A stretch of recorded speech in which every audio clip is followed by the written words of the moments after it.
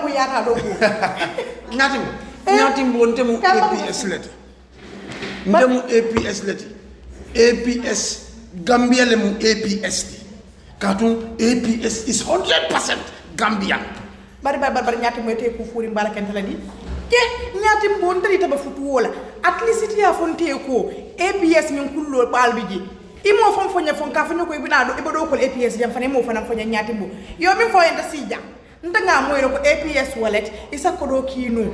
Min tata fa wuli muan ime charge fenna wala nta sindija ako ngatimbo nko yiko kabo transuto kata wala fa wuli muan ite fenne dola womu zero file bitun kabo wo 20,000 la ka sele sal eke tamuna eke charge mun fa abuka fensi 1% da malam ngati wota yara gabe no be nyanta wala kana APS wala tele mobile ko ko do ki ibadi ngol yajale ni APS kabrin nan credit ko to bari min ko mayata be wala fa mo gas pawat ni suto be during suto be dibining abe tema biti ko sonda ila APS mobile lo sika ni asika to ya safe da men ko 24 ndi nawek ha ni oto jeje nyamen do tachi ama ni ama do abanta ila gas power isa hawasima ajibe free joriti je wata mbade ngameno albesito ulle fisiyata alna leta APS wallet yela la mobile ko APS wallet nyaata doro bari ko do nim fata do suko kon to ni be fono le mol nyaala jam nim fata do suko kon ba fole ba siti jembita ndo register jede kadu sa APS 100% namundi APS 100% APS Gambia 100%.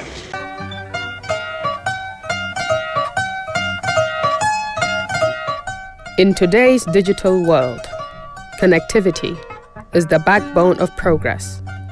Gamtel stands at the center of the Gambia's network, proudly known as the carrier of carriers. We power connectivity by supporting mobile operators, internet service providers, businesses, and homes with reliable, high-performance infrastructure. Through our dark fiber and fiber-leased line solutions, we provide dedicated, secure, and unlimited high-capacity connectivity, keeping networks stable and businesses running smoothly.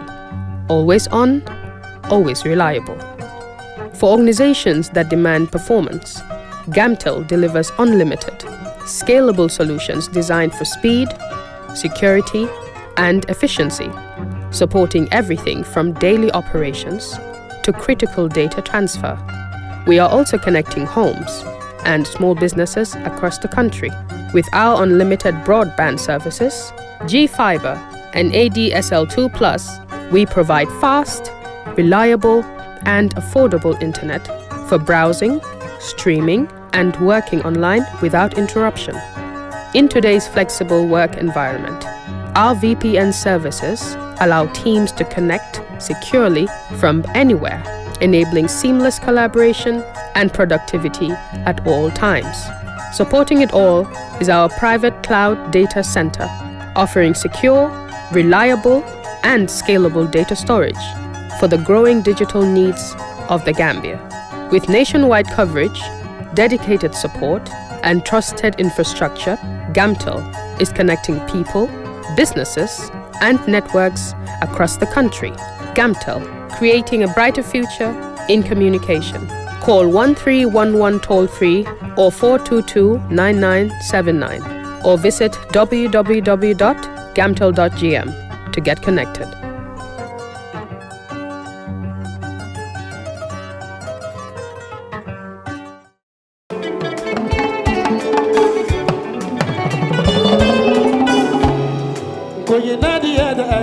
Looking for the perfect home away from home in the Gambia?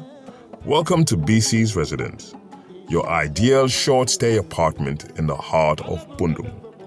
Whether you're visiting for business, pleasure, or an extended stay, BC's Residence offers you the comfort, convenience, and privacy you deserve. Enjoy spacious, well-appointed accommodations in a peaceful neighborhood just behind Nusrat High School.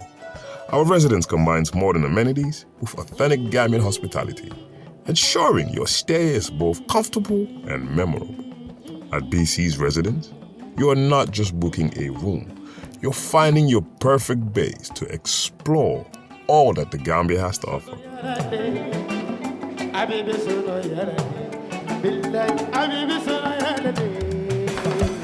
Ready to book your stay? Contact us today. +220 941414 bcsresidence@gmail.com.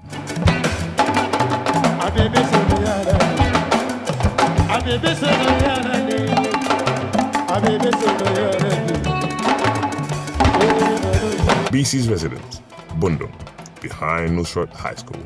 Your comfort is our priority.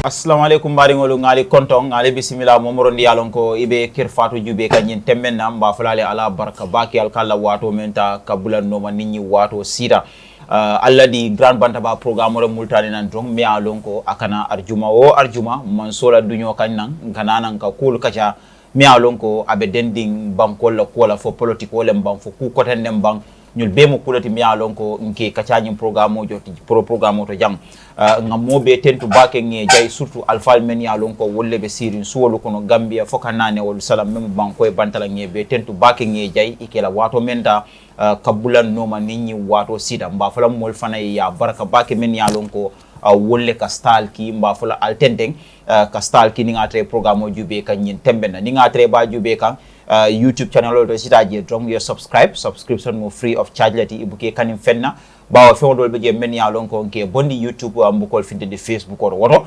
mba fula mo be drum yata ye subscribe na YouTube channel to kal kalam tandi ko bunda fula wolle blodu nyim programme ko ka sembentu yandi ka fasa wolem APS aning gamtel nyum bunda fula te men ya lonko ye blodu nyim programme ko ka sembentu yandi ka fasa APS eto mu bundalte bunda mi alonko ka kodoki anin ka kodota e ka mamma wole fannala Gambia banko kanjang nanata kodiki ora anin ka kodota nyontangol le muti ila service o seniata allanno warta sika mantere la koto andum fanan ila service o fanan tariata fanan ninga atara kamunta badin sutunne be bulu waranto kanunto nin terle be bulu Gambia bantala angal terle mbang America le bankata fo Canada ise kodo kino nan alena Gambia banko kanjang andum fang ni ni rifala link ya ta ya yele ise kodo kino andum fa ise chance no fang ka jus nyaburon gaje nyim banko kanjang kabo APS bulu nyim bemu kulati mialon ko APS kake bari ab kilimbe je mialon ko mobe nyanta sotla ila bulu kono telephone kono le wole mu APS wallet apoti nyimu applet applet mialon ko aka fenja maleke aka kuja maleke adaba kono ise sino fang fo suto dutela ila cash power e bang isenyi APS wallet apo ni use no ye cash power sang andite kanina fenna asandingo kola bari manda woto isenyi app kilon fana use no ye credit ko sang nyul bemu kulati mialon ko APS ya sambale nam pour kaje ko alla daha mu fonferendinte drum iso dialla alla bata ko fonferendinte alsal ko di wala nyetentu bake ngejay tumala menne ye blodu nyum programme ro ka sembentu yani ka fasa nanata nyomo wala fannala akamunta bunda kelim fanan be banko kanjam mi alon ko ila service o atariata allanno warta sika mantre la koto gamtel nanata internet wala fannala akamuru da niye bulo nyikandi mota jindi nola internet wala fannala akamunta ila ko lanno warta bake andu ila service o fanan tariata ninga tara ibe muna fankan gamtel la drong ni fratema ila service o service sulatala ibe ma ko ila do andu ba dilela aninya la mi alon ko akalanke yata bake ila kundal be banko fanna belto jang nal frate ma internet o ye jakali ay jirang ni frate ma dron gamtel be ma ko lele ila hajo e ba jarala ni fanan tentu bake nge ja nyato domandi albe nyum bunda flol bela nombal jela screen o dumale yela wato menta pour kaje ko ke blodum di grand bantaba programme ko to ka sembentu yandi ka fasa alla di grand bantaba programme le mutale nan anal badi malen dron nte sidi job abla welcome back again ngeji a kote ke murtanang arjuma kote bismillah yo memol be kontona sidi defon ani do ko lar mu me jan top to borom to top na bo dal men be bijan eno be kontona na luntamba and of course bo de lamin ani na luntandol mel kana inshallah me gamenol be kontona be doale kayo din tenkon la me do doale nyatan ko li ani no malankol mu me ben fangola musul kontona ben family, my mom, my dad, of course bama oti ba nzidu all the time alhamdulillah be happy in kana back to the platform to discuss matters of national concern and so on. Thank you so much. Mane abarka bake sidi pour kan soto jambi aketenya kontani bati pour ka murun nan kotek mbe jiber lal tentula mbe konton na milialon ko be banko kan ani banko e bantala ani technician mil fanan kany programme keno pour mol saji be no amoyo dia jibero dia abarka bake sidi. Thank you so much. Amoyo dia jibero dia ma kon dalta ka nyamen drong lok ngam mo kilin soto jam mialon ko naka kul kacha mialon ko abe dendim banko la ko la fo politiko le bang fo ku koten dem bang ñul be mo politique mialon ko nge kacha andum bi ngam mo soto jam koteke nin ko mu amanke luntanti ker fatu jang mo sa fo fam ñina mu signa fla ñoti mbaji yakan di grand bantaba programme moto bi na luntan menti drong wala mu Ebrima Nyang GDC member Gambia Democratic Congress ila admin secretary wanti akamunda bi atela mun na luntan di grand bantaba programme ro nabe ku jamala kacala kabo patio nyinna fannala ani nyin ko wale son kacha be kering anim fanan ferol men ya lonko ala patio yo wala landi nanata nyin ko wale son kacha be kering teng anim fanan ala patio right na mune muy lo dulati membe dending wala of course nyaton kayala fannala nal hakilo bakan akamunda ko ale sono chocho be warani mbake andu GDC idabe pati bakonole Gambia jam men ya lonko akamunda ye batandir bake num former president ya jamela carte kisola fannala 2016 carte fayo akamunda 2021 ye fankan kula fanan politiko kono nyim banko kanjang bi ning akamunda Ebrima Nyambe ku jamala kacala bawo ila supporta sol waranto banko dingo dolbe nyinin karo ke kan imantra GDC ma kan moy kan baba bake nanata nyim political rally la anin ku kotangol bari men so ko jabi no don wole mu Ebrima Nyanti ba nyinin kala nyul belale kata fo banko la ko aranto banko la al halo be nyame memo politiko fanan landir Kenya ti banko kanjam benyul be kacala bari mba dum dal follow ani jama ño konton nim boroto ngaduna wala da kono jandi ning Mr Nyambe duna kacha kono Mr Nyang mangla dalal wat back to the grand bantaba program once again bismillah jërëjëf Sidi nuyu la sant la gërëm la bu baax ba di use opportunity bi di la comment for the good job every Friday obviously teg naa ne every Friday ñëpp dinañ profito pour seetaan programme bi because xel yu rafet yu fay génnee tamit ñëpp di wax tamit pour seet lan moo baax si réew mi te lu ma ree wax rek mooy réew fu mu jaar foog ñu waxtaanee ko suñu waxtaanee réew rek like the solution dina am sakatuma period bu nekk because ñu ngi si election year te mun naa wax ne few months moo des pour ñu dugga si elections so it's very important always politicians ci tamit di ñëw di wax te gis nañ ne ñoom ñëpp tamit seen waxi jaama la de doon because election bu ñu jublu si jaama lañ ko mën a amee te gis nañ ne tamit loolu moo nekk di xew kon nag di comment yow mu nga xam ne yaa jiite programme bi on the Grand Bantaba to keep it up di gërëm suma broda di ko nuyu bu baax a baax Mr Bojang man ak moom dajee nañ different platforms ay Africa ba tey fu ñu toll nii so moom tamit rek xam nga di ko seedeel lu baax because tamit lu ma wax rek xel doo ko doyee dara lu pour share ko with the public te loolu tamit dafay put the voters in a better position pour xam which candidate should I give my vote to, because it's very important. They should be informed about every political party te loolu lañ gis fii tamit. So Mr. Mane moom tamit obviously nekk na nit ku nga xam ne tamit ñëpp a ngi koo bàyyi xel mun naa wax loolu si réew mi, because tamit lu moo génnee si xelaatam bu rafet di ko share with the public te mu ngi koo def tamit nu mu gën a rafetee. because di nga am xelaat tamit waaye yéena nga présent ko in a way bu nga xam ne tamit mais bi dina difficult pour public bi accept ko, waaye gis nañ dal na te IDM tamit mu ngi ko put across in the best way possible.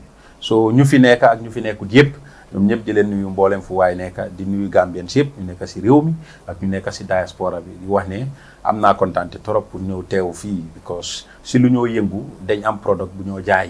So fu mu jaar tamit media bu ñu oo rek foog ñu bàyyi lu ñoo def pour ñëw teew pour waxtaanee parti bi ba pare waxtaanee tamit ku nga xam ne tamit mooy njiiti parti bi, because mooy parti bi tamit mooy moom, because tamit moom lañ taana as our candidate. So moo tax I'm so much grateful for this opportunity once more and thank you so very much. Thank you so much. Walemu Ebrima Nyang ti akamunta atelemu GDC ila admin secretary wanti parti nyim fon kono bi ngatel soto nabe ku jamal ka cala ko nga fa nyamen tron bari ngadum programme kono straight nal hakilo ba kan akamunta til dantan komando ECOWAS ay nata kankularo ke nyaton ka kuto miya lonko ye wala tombong memo siranti yoti aketa moti miya lonko akamunta na nebo so le president wala mu na ne wala president memo Basir Jomai fighting ya tombong kake well of course ECOWAS la chairman oti, but then Gambia banko kanjang nyinketa kulti miya lonko a chocho warta baki bawo ekonia jube momiya lonko sanji fula damma awreke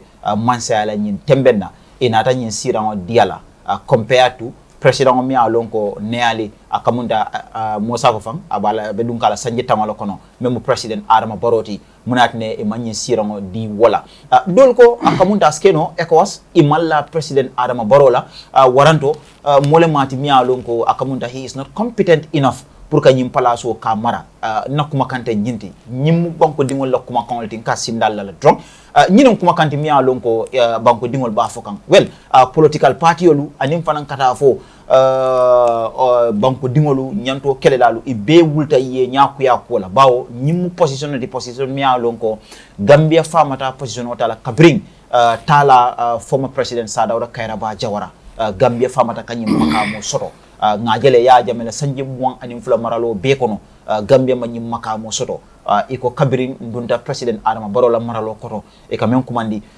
demokrasi maral nya kendo bawo iko wole be nyim banko kanjang woto Gambia nyanta sotlale bari hani Gambia fama e kamen fo ala soto nyin nyanta kelale kawrgo iko mem yalon ko wala Basir Jomai Faydi sanji fula damma ay woleke mundali latinna akamunta ibadi la Basir Jomai Fayla ebe president Adama Barrow tula koma andunia jube nyin tundo kam yalon ko mbolto akamunta president Adama Barrow akamunta niya jube fa mantambi president Sabala yalon ko niya jube fam right now nyin tundo kam i sama siyata ti nana ta maralola fannala banko dingol be jakalding ibe jiranding ibe nyinin karo ke kam but then minister fula finditali idiamuta kola membe dende nyim kola ka fasa roke ka bambandirke mansa kundala ludlala anin ka fasa roke mola kola miya wona president Adama Baroti but political party yolu anin banko dingolu woli ye nya kuya kola baba kele nyin tembenna well of course panelisol be janne mba ko kacalale right now muna muito la miroti ila joya miroti mundali latina ECOWAS e manyim pakamo waranto nyin chairman palaso imadi president Adama Barola foye nya sangwala ya di mola miya lonko wole mu Basir Jomai Fayte miyalon ko sanji fula damma a wole ke kabiring anata nan mansa ala Senegal banko kan abla I ngamira ya kibaro nyinjale is it a surprise to you? Surprise to me about what? About Baba not getting it or getting it? And I'm also abla I don't have any evidence to this, but my feeling was Macky Sall is still the poster boy of the French and likely the West. Ouattara, but come on, Macky Sall is more a focal point for this area than Ouattara. And people would say, oh, Barrow did not present himself. Well, who stopped Barrow from presenting himself? Is it that Macky spoke to Jomai and said, you know what? Now that you are becoming orderly, Usman is gone, we would begin to give you position in the big boys club. You know, and then that way we can control you, that way we can tame you, that way you'll be at the center of things, and that is it. So, Ndela Geroto, even though likely people believe Macky Sall came for his UN whatever, I think part of it was also to get Jomai in the big boys club, so that Jomai will be orderly, maybe will begin to behave based on the established, system of the establishment. That's the more reason you have Mbalo accompanying Macky and so on. But there are things that we should learn. I'll make this commentary first. So the other thing is, it doesn't make a lot of sense for ECOWAS to give Barrow chairmanship when Barrow is going for election. Maybe he will not win. So what point is there to give him? What point? So after, let's say Barrow loses, he's still going to be the chairman? You understand what I mean? So from a strategic point of view, I don't think it was really practical to get Barrow that position. It would have been maybe earlier, but for now he's going to elections and maybe he will win, maybe he will lose. But of course, our belief is he's going to lose. So how does he go around that? How does ECOWAS also go around that? And getting Jomai to be the president also makes it much, much strategically, beneficial to ECOWAS and to bringing him on board to the big boys club. So Jomai is an outsider, as in his orientation, his ideology, with Sonko. Now that combination, certainly. One way to consolidate that and to get Jomai towing the establishment is getting him a key position like this. This is the main agenda. And you ask yourself, these are all imperialist organizations, ECOWAS, AU. These are all imperial organizations because it is this same West who are funding them. So they are dancing to the tune of their masters. If you see somebody, just like here, when Sawali became a ton, MPP had to offer him. A similar thing is what is unfolding. Okay, aside that, why are we rolling red carpet to confirm drug involved president like Mbalo and Macky, who equally killed many people and brutalized Senegalese? Why are we giving you red carpet to come? Especially when the incident of the border, whatever. I'm not sure if that would be a topic, but why at that time? Why are we doing that? So you are executing the orders of those that we don't even see or know, who have a say in how we go about our governance and so on.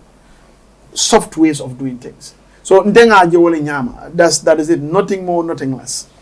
So otherwise, why would it be Jomai? Why? And I understand even the one who is there, for a second time. Is it Bio or whatever? Yeah. So you realize that these are all imperial organizations or subsets. They are getting funding, advice, and all the technical support from these imperialists and colonialists, whatever you call them. So all right, but what it signals to is simple. If you misbehave, and there is a way to get you in the fold so that you behave, they'll give you all it takes so that you will toe their line and then get things done. As simple as that. Makila Dokom Walti. That's why he's even getting this UN thing and all that. Would Yajame even want to apply? Who is even going to receive Yajame's application? But why Maki, they are receiving his application and there are plans and all that trying to help him, even though we have seen what he has done, him also. So all this tells you, system of Katanyame, Molebe Koma, Melialong, it will have to menna e ka wole push and nunca push for a most of alcono. Ibuka sate ko push no man sate dingol soto. So you can start reading all soto. Men ketela agenda push on your behalf because moto balnona. So all these things are things that are there. May Allah abetikane in the background. Otherwise, why? Why all this? But for Bago, I don't think this time he can yet. Because Akata election only. So let's say this is 1 year term. Well, the election is going to happen in next 6 months or so. 5 months.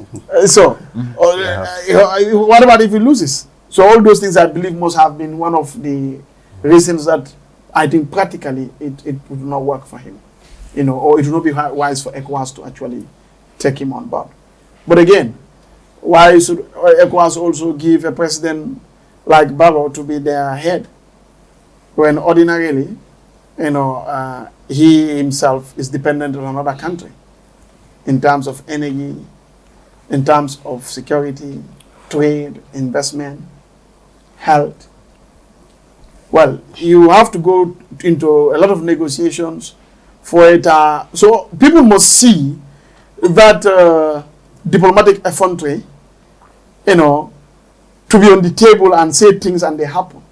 But Nimo authority from also, how do you negotiate? How do you bring things? So right now is a big blow to Gambia in the sense that Joma is the commander of Kiev, commander of the armed forces, you know, and Barrow is served by the same. When you come to the regional level again, Joma has become the commander. So Joma, Senegal, they have a big advantage because Melka President Barrow from God, Joma le wala commandati. Nina ata ECOWAS fana, Joma le commandati. So what are we talking about here? Ngajele ni nata nyimfonyi la ko jube. Nyim block ko me alonga problème o woltate. Nyim banko fulol tima. Fo nying abe disadvantage la Gambia la bang. Ni ajube Joma ye nyaton kaya palaso menta right now. As ECOWAS la chairman, comme yemem for drum, commander in chief, palasi fula nyundulando right now. That's the truth. It's a big advantage to Senegal, and strategically, Amambetia Gambia to on many fronts. But before we come to that, Sidi, I want to make this commentary call. The issue at Block is the list of our problems. Because it's highly solvable and easily solvable. That's my opinion. But we have bigger things. Melia long war. Well, if you look at Gambia Bureau of Statistics stats, you look at other UN agencies statistics and other independent trade and investment consultancies and so on. Ila report so. Iba gala ko BBBBBB ni Senegal na diete no mail be menkele ba kenan and hani feng dano. That's a much bigger problem than border. Okay, border ni iten madada. Gambia madada, Senegal madada. Million tall colonize. Wolle wo border sol damakate and no kaitol be lagenne. And lenditual begin kaitol be safeta nyim kolale. So ni ada lafta ka all fix. Why is simple? It's a matter of consulting the right people. They will come and tell you, okay, jang dol agita janne dan. Jang farang agita janne dan. Problem on solve. So your border is the list of our problems. Unfortunately, Gambians are like this. Gambians don't think the Pareto way. Instead of looking at the root causes, they don't mind the root causes. Near give a border fix is simple, they can fix it. But come and look at our trade. Now, a lot of people did commentary on this, and they are on point. Right now, year in, year out, every year, akalafale 14 point something billion. Wale kabo Gambia, kadun Senegal. Senegal is around 5 million. Menkaboje kadunya. Menkaboje kadunya. You see the trade deficit and imbalance? Meaning, Senegal na diete bibi ibe ku jamal la son nam fe nte niji no. Because ngam fam bule ibulule. Na energy nka bondi na world. President of Fangola Mero ka treat Senegal. 2 months energy men and 600 and so how does that help the economy? And then we have admitted that even with that, even with that, man profits to know. And we made a catch. Let me give you an example. Grapevine has it that Putin hana ala Natara Kamoto Putin, for example. I'm just giving you an example for people to understand how man sa siga ka protect nyadi. Hana ala Kamo abuka tu bankuto. Because the idea is ni Kamo nying isa tano ya kisikisi ya lom Putin mu sasa sifa ale bala wala ibi se mune keno easily ni la takatela immune system o attack. Mune atela immune system amam mune be easy la ka penetrate. Okay, but we are happy na President Obama kataka treatment ke. Nobody knows what they are doing with that. Yes, professionally they are going to do the needful, yes. But who knows? In this country also, we have a situation where, I'm not saying that is bad, but in all state ministers or mayor, they have access to all state secrets. Wala musul kaki Senegal. Those women, are they spies for the Senegalese government? Or could they be potential spies for the Senegalese government? Obika jibele banko tole. You understand? Let me explain. So, Niha Gibe, until we are at a choke point. Yemponye le mbejane, mbefari ni tepu. Kankoro. Ha, nimbalanta balanyado mbenkangole kuntula. Because namfandum bakele nyul bulle. Sign. You come to the other blow, which I don't blame President Barrow. I blame government of Jammeh for that. That is the Senegambe Bridge. I can tell you, Meliaku Tama, Ikafole ni Senegalese approach. Because Jammeh naturally, Senegalese annual buka even in the time of Zandam, according to Melialo. Ani Senegalese buka dia. You understand? Can I explain it? So Niwolia approaching bridge pola, his answer is just outright. But what did Maki do? Makisala is a very powerful lobbyist. Instead of now we approaching Gambia government, let's use regional blocks, ECOWAS, and so on. Oh, trade, free zone, this. So naturally, Jamba will listen because it's not coming from a declared or a known enemy as far as Jammeh is concerned. So he will want to listen. Oh, we are going to fund everything. We are going to, this, that. He agreed. And now you know what the thing is. I want us to understand Tony Senegal regulation Benjamin so that more women to be president. I have to back it. So when that happened, Jammeh Sonda. But look at the analysts, especially Nyanja and Memphis. Ntola Bridge, maximum 21 meters. There are vessels made at the terminal and Bridge. Naturally, they will have to use Senegal. That is a disadvantage to us. Two, part of the arrangements is Senegal cannot be denied access unilaterally.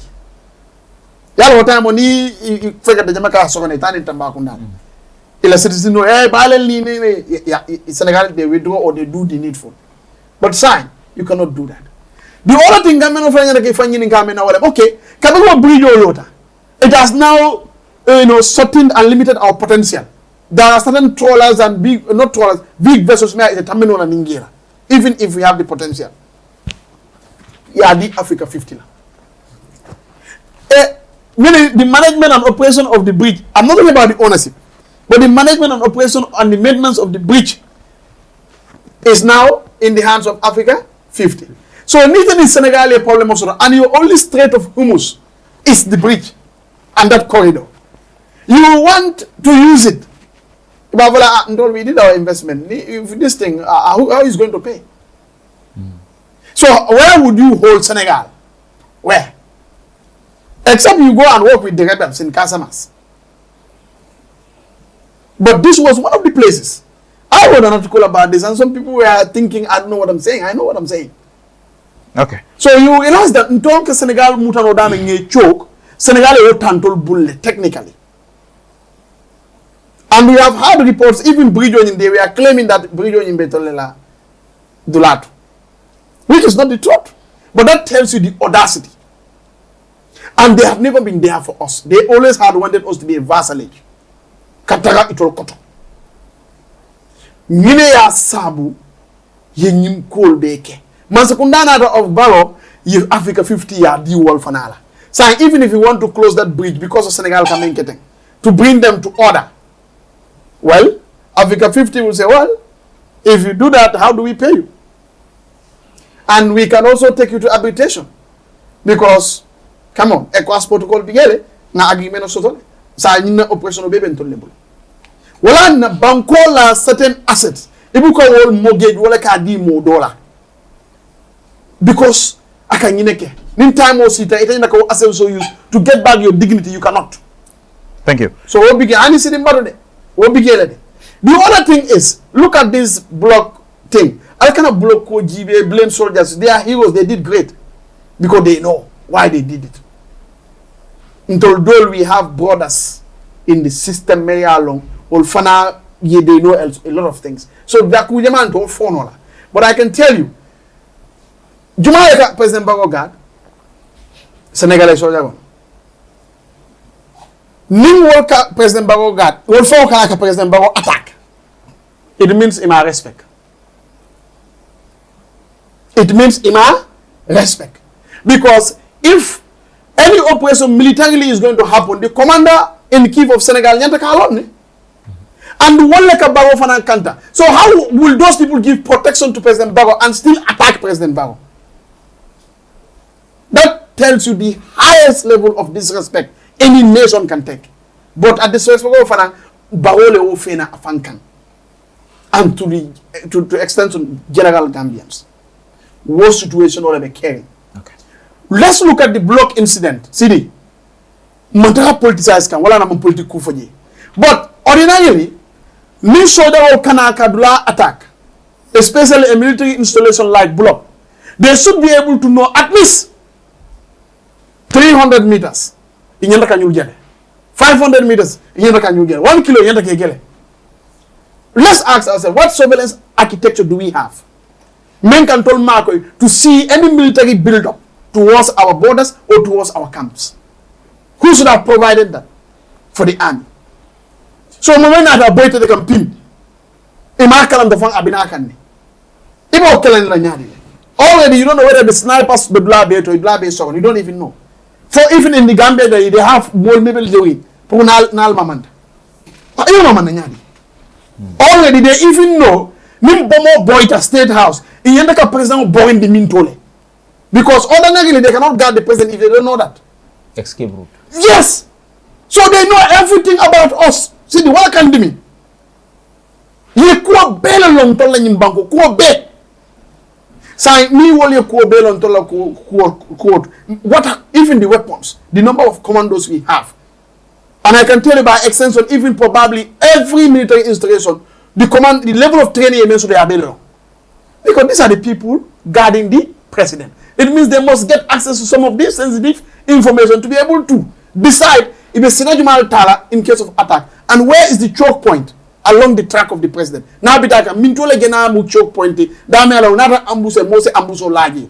Mbe ambuso la mumbaga sifa inyenda ka ole soto. And it's only in Muni and Bologna State House in case of that counter. So we bake along intelligence commonly.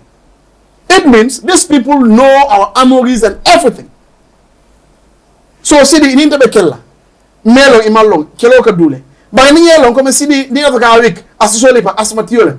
Kelo come. Mean Frank and never loud like him. Nzabula lipo labe don't get in Casso time rek. Nadia ma puke earboy. Ntoni Senegal bowling. Wofana this administration ole ofena. Senegal bukan to jabunum because ibe feel ole kono. Ima lo membembulu animentimbulu. Yalo ofana is a good defense. Ni mo melong is a good defense. It's a very very good defense. But say alone they know everything. Wala atina nim block incident in the kameta ni Gambia no wolem. Ning ayatala Allah samala. This administration no man na continue because they will give us another trouble. Ni continue. Senegal will continue to be here. Thank you. Thank you. Thank you. Mane? Nga commencé ni jumala do. Well, namra janni be chairmanship ngo ko kaja kodi. Well, ngamera Dr. Kumi fon kumayata bake. Ate wo kole fon to ko manang. Because ECOWAS mu block to me alonko ki hakilo to president or term limit to fanam bakele sign. Because near now we have a faction of countries mililote fongoliko Sahelian region onyi. Amanke problem di fonyin term limit ni coup d'etat ni ECOWAS mantra tamaka. And aba ECOWAS affect kan. So say ni na president fana so me alonko I two term le promise no molia.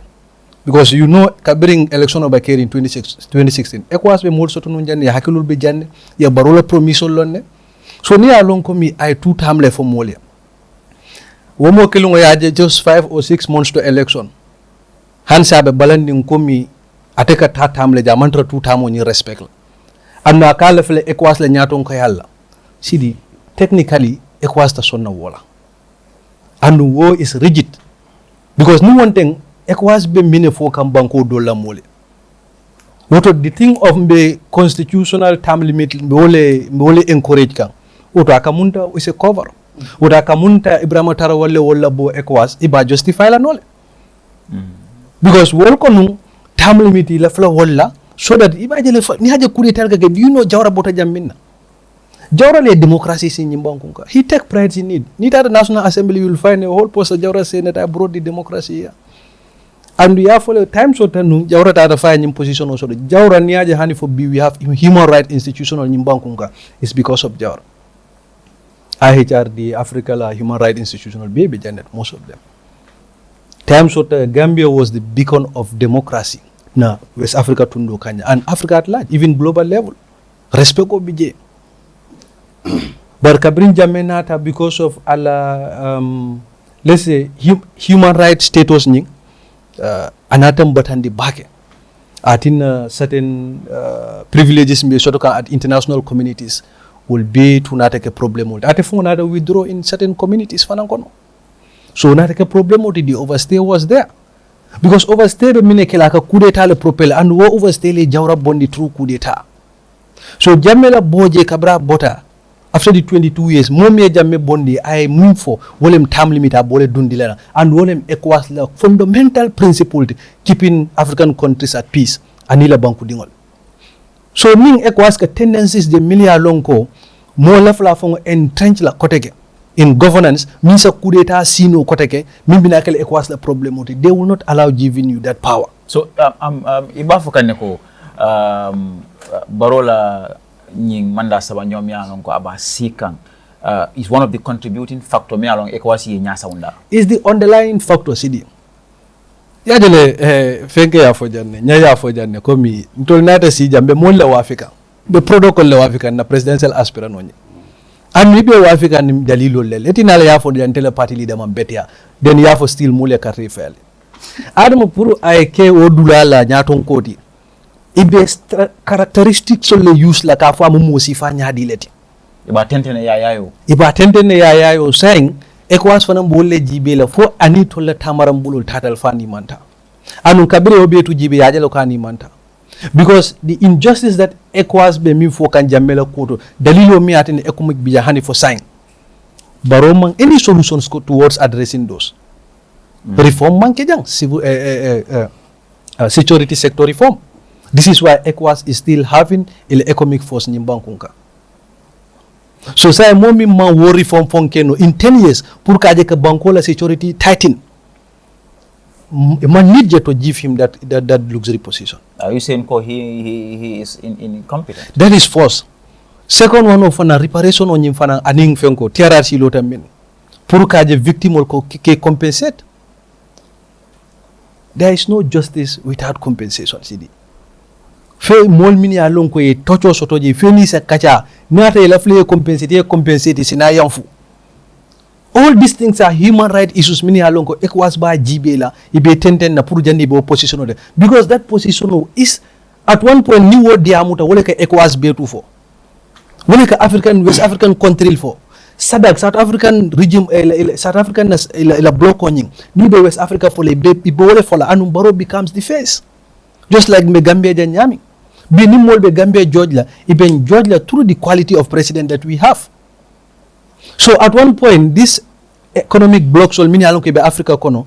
If they are to judge Africa, they will judge us through the leadership that we have. And that leadership is already into akata term level. The leadership of Bonko minka injustice minka taje zero attendance I will kill. Zero reform I will kill. All the policies I will be for in 2016. At least 80% of them are nyaka sibil. So until as Gambia maybe one reason or the other, until leba jela komi even use that through divisive politics in our religious lines, in our tribal lines and whatnot. Purka jembe baro entrench le nyama isini siranka. Ekwas manta baro jibele ama karango qualification soto. Among is not steady in approach kaje komi ka matters arising ke deal with. Because no one them then will say a security sector reform soto, na civil service reform for soto. The important commission on me I recommend so that people mini alonko baraso de ajemelo kolto. I compensate, I reparation. Baro betu mang. So saying imagine having baro at the top there. Ninku keta within the economic countries or West African countries or what will be his approach?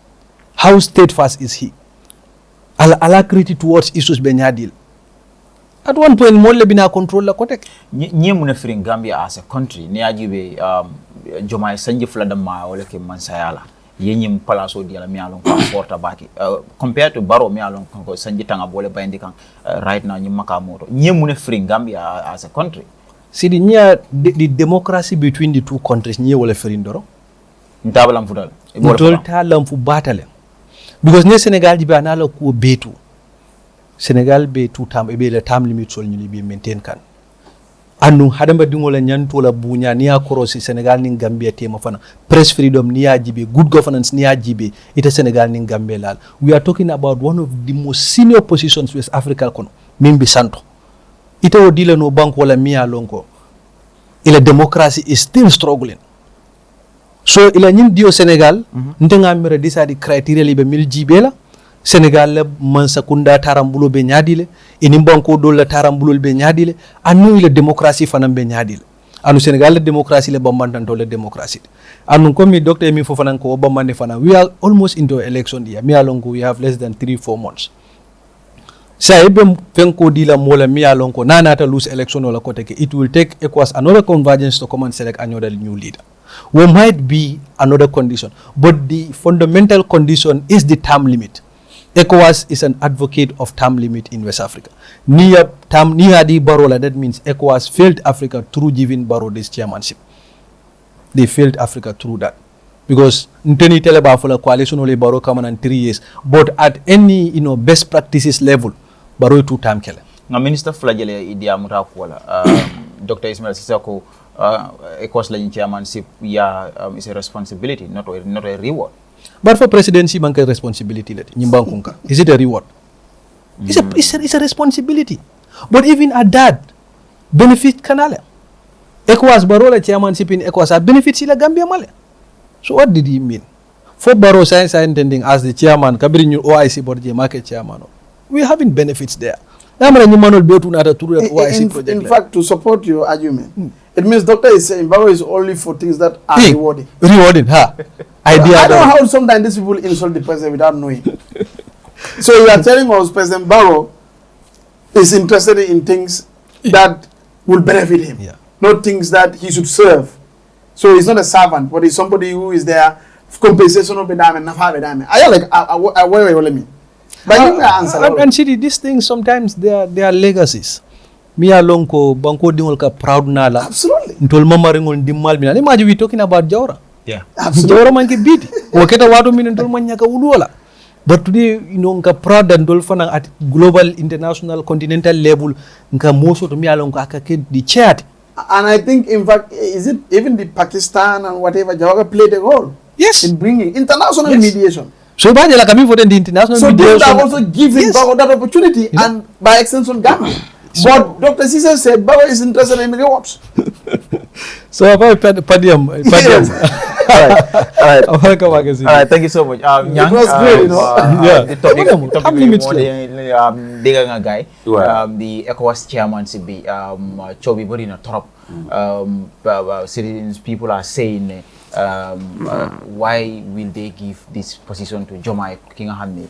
2 years serve as a president compared to President Adama Barrow ki nga xam ne mu fa neandi 10 years joxoñ ko because lii dafa nekk position boo xam ne Gambia géej na ko am since time Jawara yaa jame 22 years def na ko fi this position amuñ ko Barrow ñëw ko gaay ni mu ko dee waxee rek democracy but still we don't have this position political parties yi gis nañ ne opposition yi they are talking about it you know they have shown their concern about it yow lan moo nekk sa réaction bi nga gisee xibaar bii nii ne Jomaay leen ko joxuñ ko Barrow waaw neexut si xool but soo seetee di damage control bu nga xam ne ministres yi MPs yi governors yi ñëpp ñi ngay try pour def ko in this country that's because it is only possible pour loolu nga def ko in this country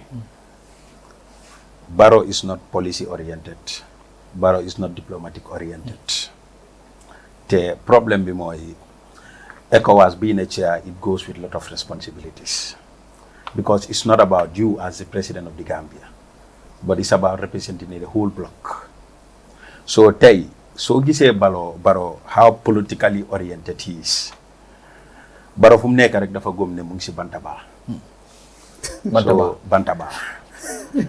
Bantaba nii mun na wax say yeneen meeting yi fu nga xam ne fu nga xam ne mun ngaa toog doo am lu la tënk yow sa xelaat ngay wax moo tax xam nga suñ la nee sa NPP ñi ngay dem rally yow sa bopp xam nga lu ñoo dem waxi xam nga what is going to be the agenda it's not about ñun our struggling our daily struggling it's not about sectors yu nga xam ne they are collapsing so it's about personalities so tey luy xew all in this country outside they are so much interested with what's going on in this country and we know the kind of president that we have te obviously dañ gëm ne obviously Barrow du nit ku nga xam ne mun nañ koo jot that responsibility pour mu war a chair the ECOWAS all this is down to his competency because Barrow is not fit si lu ma understanding all this pour Barrow mount such positions because at the end of the day doo fa am maasi ñoom Dr Cissé yi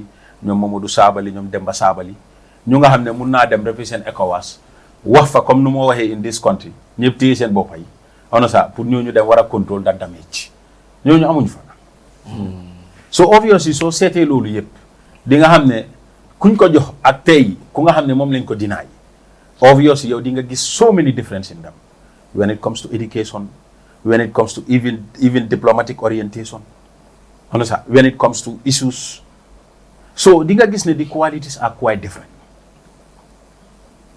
because kii am na si luñ ko tënk am na benn experience bu nga xam ne lu mu bon jaar na si so loolu can contribute towards ECOWAS compared to President Barrow because tey mënuloo am leader bu nga xam ne every promise that he made he has gone back against those promises in this country te Gambia dafa am fu jógee te dafa am fu ñoo dem te lii yëpp dafa contribute bu mu ñëwee dafa am attention bu bari bu nga xam ne daf ko jox wool bi mooy ne because comme lu ñu doon gëm 22 years of dictatorship lañ fi am so international bi cut ties with Gambia on so many things so Barrow bu mu ñëwee nag aduna bi ñëpp amaat interest about this country but currently as things is moving on people started to lose confidence in Barrow's administration from the international organizations then the list goes on so now su nekkee ne nit ki dem na ba toolu foofu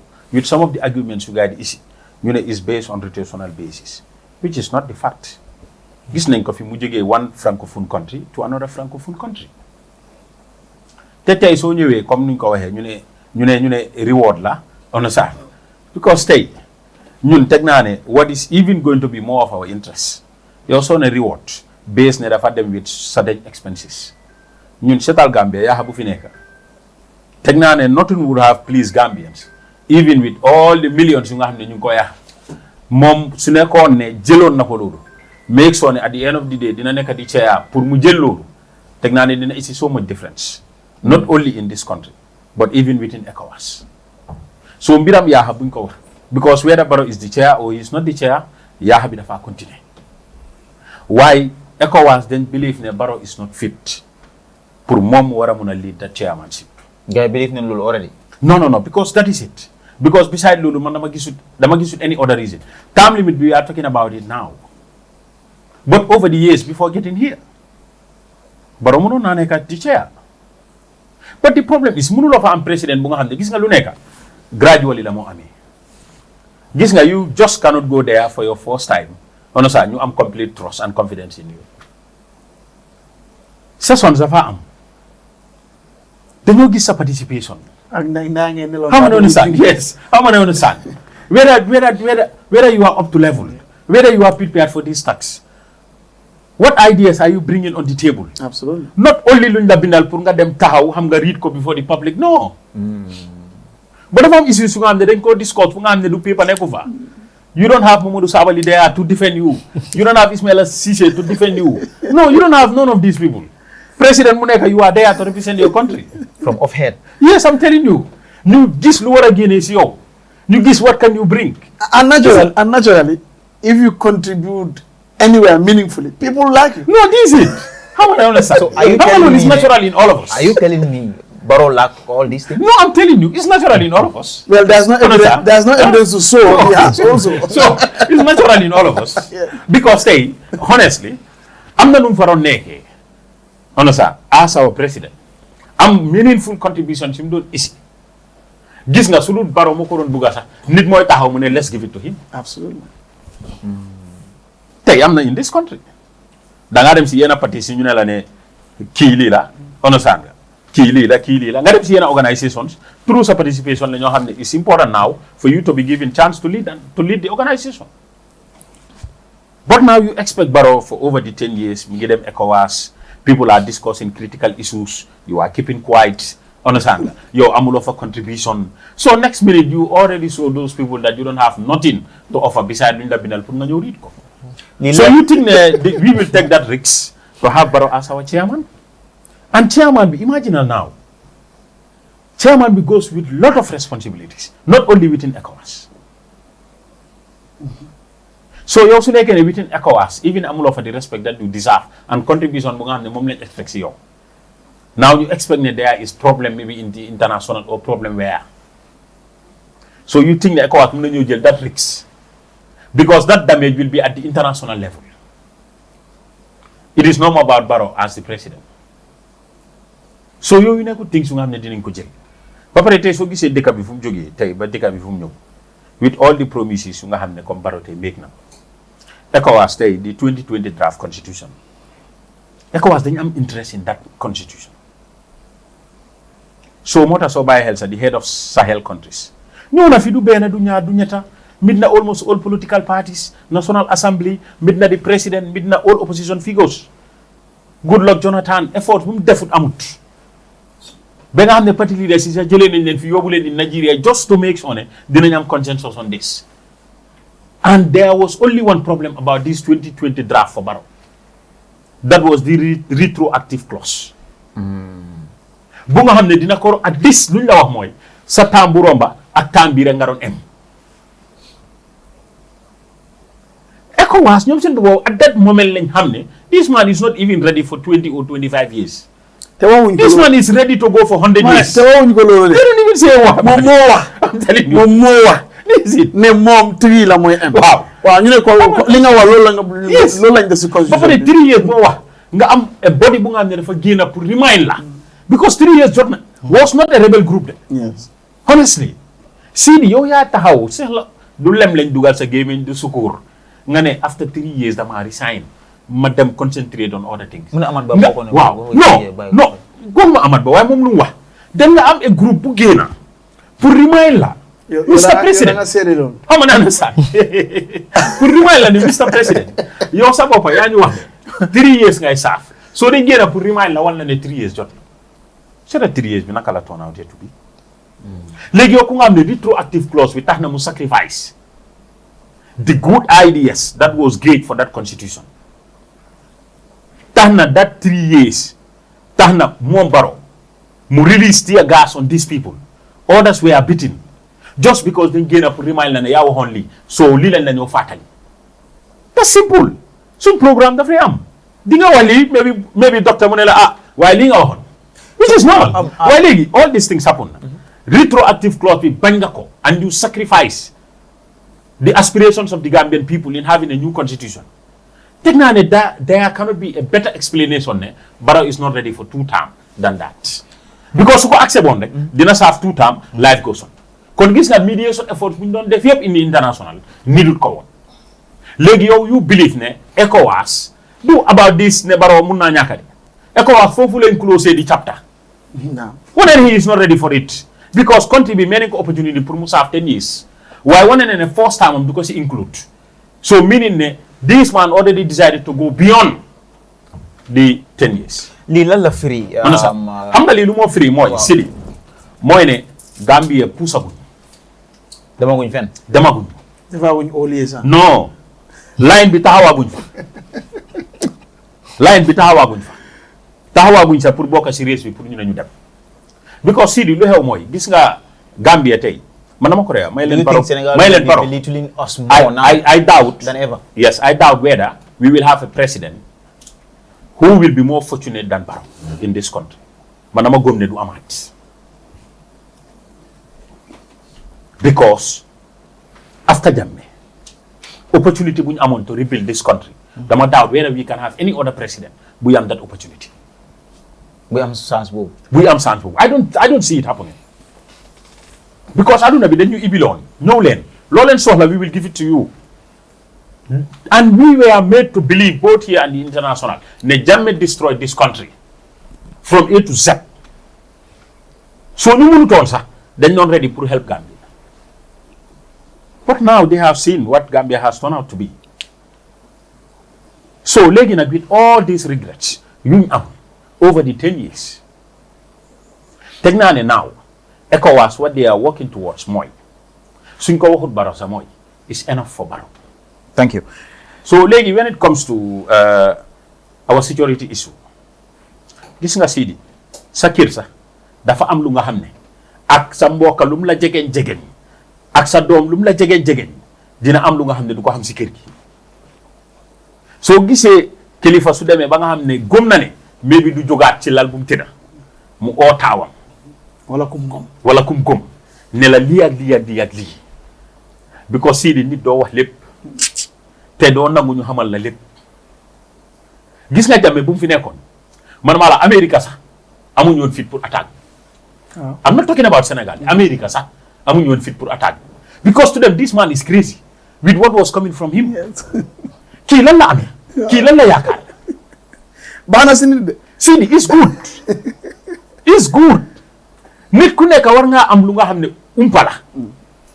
Sidi su ma defee lii mbaa du def lii.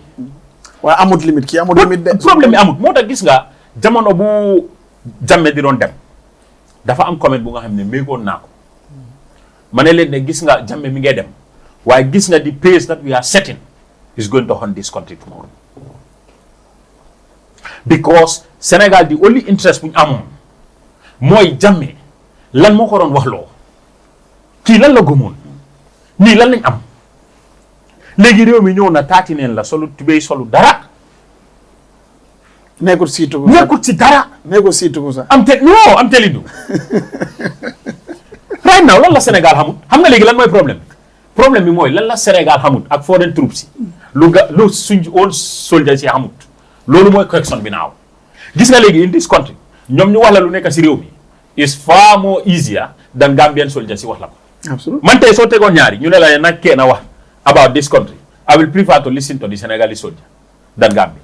See yow even lekka bu nga xam ne the food store yow mënuloo ko trust with Gambians you entrust it with foreign troops. C'est the last time bu ñu doon génnee foofu ay maalo ay lifin di ko sàcca Sidi loolu soo ko mënta trust with the Gambians you expect ne ñun suñ life moom life am dina ko entrust with the Senegalese with the Gambians. That cannot be possible. Gis nga every damage mi ngi happen when this ECOWAS came in. Modern coalition government bi I don't know what was their responsibility on this but damage bi foofu la starté te at the end of the day mënuñ ko doon control. Léegi yaa ngi am ñu nga xam ne seetal tey Gambia problems yu am all this in this country Suñ own forces lañ amoon on the ground. They were able to maintain it. But now the bigger question is economic moving. Why is it that crime and everything is at the high side compared to before? Man nama gom ne economic ñëw nañ suñ soldiers sang fi all other forces sang fi. See, the law is enough reinforcement for this country. Teel ñoo gën a rey nit, teel ñoo gën a réeb nit, teel ñoo gën a daaji business nit. teel ñoo gën a attaqué. Teel ñoo gën a attaque ku nekk. Thank you. Léegi yow sa own président tey léegi ñun ñëpp ñu toog xam nga lu ma ree wax la mooy ñun suñoo wax. It's not about UDP, it's not about Unite, it's not about GDC. Amoon na benn day waxoon naa ko fi in this program. Mais leen gis ngeen Barrow doesn't even need an advice or anybody. Gis nga any programme mu dégga ne ñun ñu ngi fa. Na dem tuunin mu déglu. Mënut a am better advice than luy jógee si Mané, luy jógee si docteur, luy jógee si man, luy jógee si keneen. Consultation free. No, free. Because xam nga xaalis bu mu doon fay nii yëpp jaru ko. Xam nga lu tax because Mané is not charging. Doctor is not charging. I am not charging. Te luñ ko wax yëpp dafa fekk ne luy xew si dëkk bi. Thank you. Te waxoon nañ ko ñu ne gis nga réew mi fii gis nga suñ soldier yi su nekkoon dof nañ bañ leen pousse pour ñu attaque. Sidi, that is going to be the biggest mistake in this country. Thank you, Nyang. Ngata second topic kono drong al hakilo ba kanne kamunda til dantawan men yalon ko wolle tambita Independent Electoral Commission bunda mi yalon ko wolle ka jubero ke banko la carte fayola nyim banko kanjang akamunda a press release bondi kaitandi ko appeal and objection on nyanta kala wato menna inata lunga la fali akamunta original date kita nyanta kala on the 20th letter but sign ya sambale fo 27th of July ya samba wala kabirin chocho siata ko la bake akamunta banku dingol findita social media lem bang la kote ngoldo iye nyaku ya bake IEC la koro nyinna tumala menna United Democratic Party akamunta ila mulu lote mo fula singola pour kaje ko akamunta modol men ya lonko e register bari tol man findi kaytol bal waranto dulal men ya lonko e register ta wolto ya je ko itol man findi je nyin dulato inati la wosi daytandi yela mol findindi ye ki kata dulal do men ya lonko wala mo tundol din sate wol kono tarenti pour kany verification o ke je ngaje kabiri UDP yela concern findindi drong til danta nyato IEC fanan ila alpha ba atata diamu dulato mi ya lonko wala mo standardi kanyin ko acknowledge kaytandi ko mentara kanyam for 3,700 plus akamunta itoli ye amit le nimko ibota system on nyin konole but then akamunta keta fenti miya lonko ya correctly immediately ya ni atenyin dularo ya be dedale bari wo nyaaw nyananding banko dingol mannano ke ila kontano itandi IEC la fanala til danta nyaato UDP ye press conference bondi pour kaje ko ka cool for member dending nyin carte voter registration wala ko nyinna but then asamu waranta sinindi ngodron IEC press release bondi kaytandi ko ye lungoñi ya ka sawndile ka samba fo 27th wala la deadline o nyinti but then ngaje mol fintita ibe UDP tentu kay be jey kan kaytandi ko yela lud la menke pour ka IEC ke tonto membe dending nyin ko nyinna abla muna reaction o nyim fannala well ngajele IEC objection and appeal ya lungu samale to 27th nyindularo and menga for my elections are won before even people casting their votes so ning atra UDP man nyim ko nyi alam nyi race akamunda nyim ko nyi abitula duko wala kono waronto abitula nuk mo la kono ma abitula nuk mo la kono abitula dibo la kono mota bala ko kalama fani do findita ya concern nyi race muna reaction o nyim fanna mbe UDP tentu la kotek ke jay wole nyanta ka ci banko kono wole political party be la do côté wande wole nyanta ke la taram buloti ka banko nyinda electoral process o kala integrity nyin ka protect kamol teki ka itandi mol mbe jayla auto baake mbe duala and of course, not at the level of UDP, probably Yemenke, but other people also did some filing here and there and so on. But centrally, UDP yakata ba hanamanke bi fonting kaw fana for la do jamal to ko yakata bakel. The very essence of democracy are alive and everything UDP is behind as far as this country is concerned. you know, and Ning Kusival Keta, more economic. I mean, disabled for coming in, I was disabled. So they are always been there on the watch for democracy, on the watch for country, and so on. So, yes, that's true. And we commend them for that. The other aspect is IEC, isn't it? I don't IEC Mansobia. You see, then I think their release was first day. Yeah. You look at the first day, you know, it was a small click here and there. Now it's a different story. You more. Is there anything that we should actually even believe from these people? You know, this is what we have been seeing. You know, I think according to you got 3,000. You got to think money now. You don't tell us like a DM did of course because let that out. The money now for make it. You know, these people are just funny. They are just funny. So nte man trust to IC lo koto nte on fun. Well, it's only a reason dinner. Yeah. It's only a reason dinner. And come from metro. It's only a reason for not to trust them. Yes, now. Because let's forget about 2016. Forget about all these things. Let's begin just this electoral cycle. From day one, they are making issues. Name for at a jump like the bunch they did not come when Mama Koran was there. They called them. Is it 6 times? They refused to pick. Why? In their press, equal first day. Now it happened that it's not first day. They are talking about 3,000. Now we are talking about, is it how much? 14,000. You see. So these people, what? So this Jammers time they say 55 also. It turned out to be 18. You understand what I mean? So I see Nyantaka overhaul everything. Well, if there are mathematicians there, statisticians there, they are not good. Because that's what they have shown us. After giving them the brand new pickups, the jettos and everything, the money and everything, big election house, still. Problem will be done. This should be concerning to all political parties 100%. Because we entrust them with Bankola Kate Fayo. It will not refalility. And near Jube from 2016, Kuomenketa, Amantu Moyo Kumpoto. Yena IECJ, Yeni Area Sifa Fananke, few months before Kate Fayo. Don't you think political party will nyanta wulale yele nuclear itandi? Waranto kila balamba itandi IEC la member dendi nyukola, because this is something that should be concerning to all political parties. Yes, UDP is leading that, and we are commending them for that. Other political parties should also do that. Unite also has filed around 400. You know that these are complaints that they have, and so on. These are objections or so on. But I'll agree with you. Political party aggressively to make sure this matter is addressed. Even up not UDP level, but at least it's a UDP second knowledge. Everybody should do. But why is it that the majority of them are still... That is a problem. That is a problem, and it's not encouraging. So when I'm going to political party, if we move from everybody must speak. Ni must speak for now. At least more than it all own side. Il a grassroots in la koye you object ya somebody and file. You understand? When you ni ma okay, I boy tajele, la boy dalem political side. So more man no more encourage la wala sa wala ka diendi.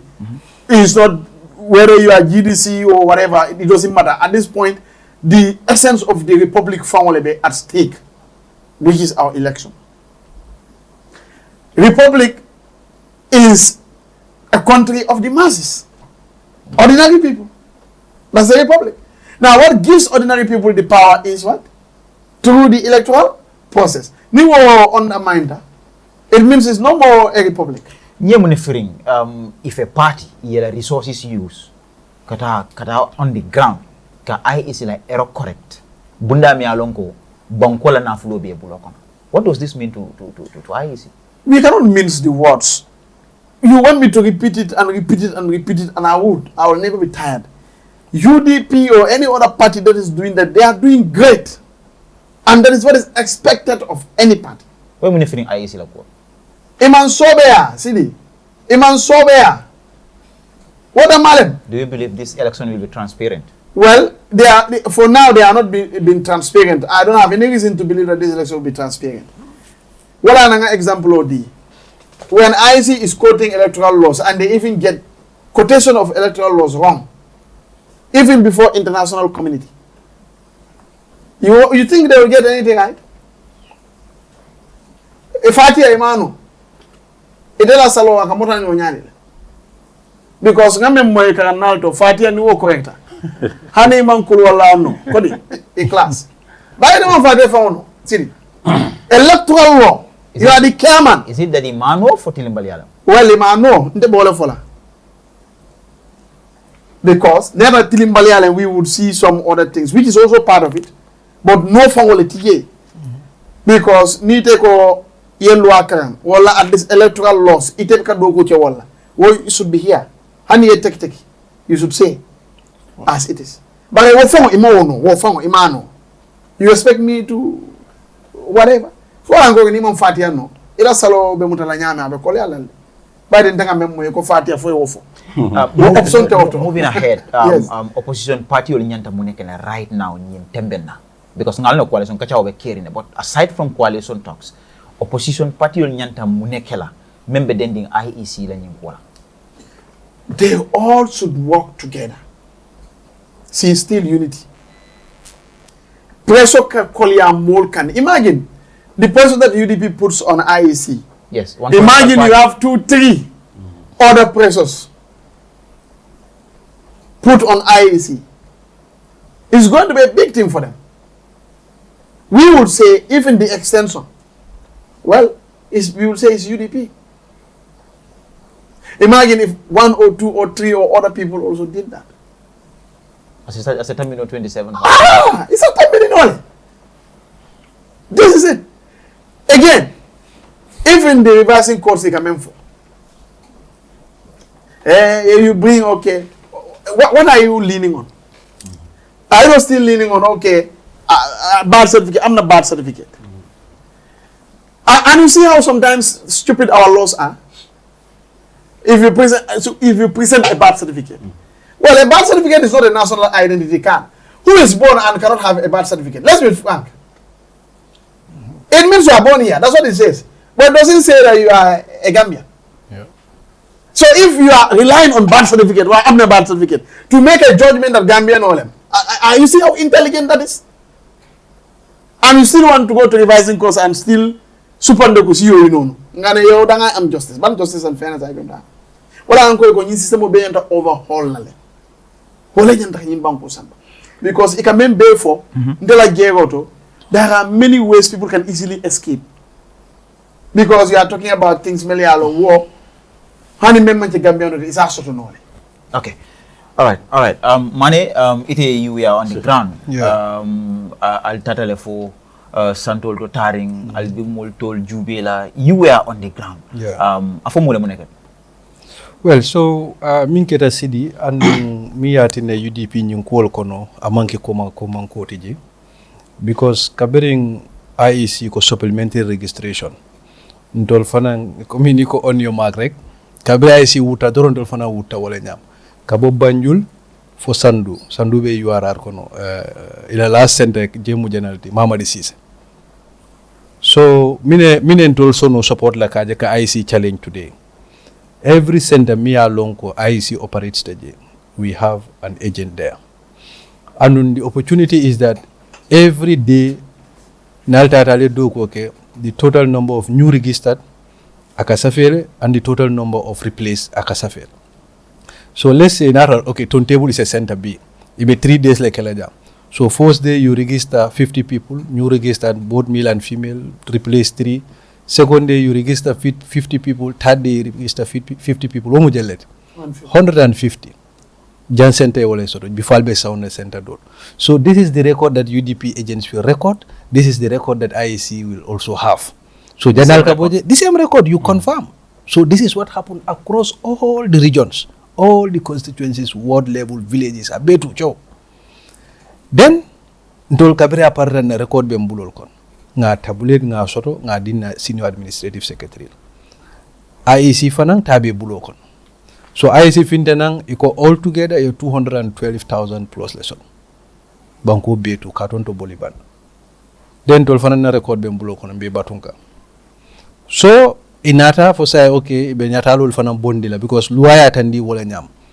Natalul nyenta bondila itaya pace dulal nyulto so that objections are kumasino. Komite CDB ni tata o natalul GB yaje komi ablayman ke banku dingoti. And we take CD say it's a law no ko object ka attest at court that ablayman ke banku dingoti. You can take note party ya file as revising code ning na load. So kabiru wol natalul findida because we have our numbers. Molta de ya GB jang okay beat on table 150 people are registered from list of mimbe mbulanimbe IEC. Yeta maybe 75 nyadal tarawo dulal. So it's very easy puri along komi then there's a foul play. Because then I confirm you 150 lem, 150 lem before you go to another center. Mankiro nata. Chocho kumata dula dunta nyoto. Ya family. IEC nata oh yo. Aduta ruk. Aduta fale de.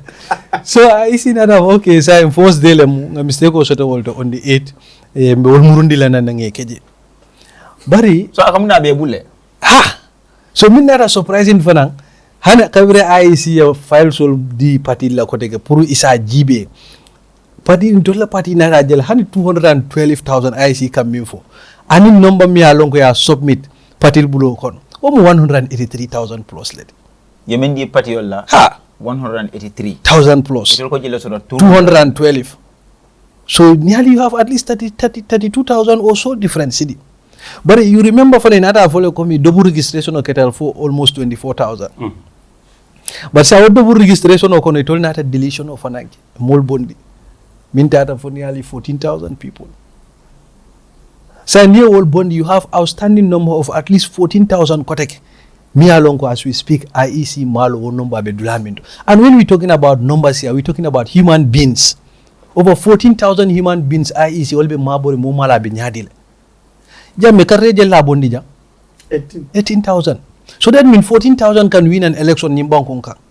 Is it that imalon na bang fo ibe tawol? Abel ni be borikang media la auto imalon. Anu sidi nimu technology led anu technology molka kuriateli nyola jel. IEC nyanta introspectively fongol jibe.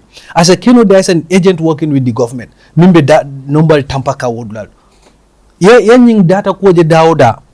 Pour mo kuno eteral kuna ka data nying tinya is very high na corrupt. So IEC nyanta wodlaje because we are not going to play with 14,000 etara mabori marabe tulaminto ngata election on. Mol hakilo tinyata already ko doctor ya fenya. So that is the case. Until we have our numbers, IEC whatever that they way tarantol we coming for lies at larinde. IEC le ni number wala nantol ka woyntol tarale. Be batungola. This is why kabiri nata for okay saying revising court nga notice o min di anyanta banna tenel lungol until we have great lawyers in our midst, even the party leaders say lawyer akoy ko no loi ka tandile ko mi nemo saf the next day wala ka konti not ko mi biya saf lungo minda. So what was with us that na rambital ni lualla Tuesday le be kala nung the final day, but IEC ko on Monday will be the final day to lodge a complaint. And I want sorry, you are doing great analysis. Yeah. But do you know whether, one I know, IEC has a legal unit that I know. And this was composed of lawyers. Yes. That's one. Two, I also had from Grapevine, come Joe Fong and local.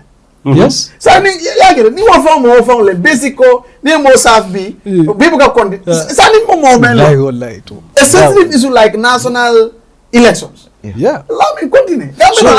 So saying, whilst we discuss this 14,000, UDP and other parties now in a concern for Manke what they brought in. Molko saying ye road data telephone kamanang mo betu ya GBA.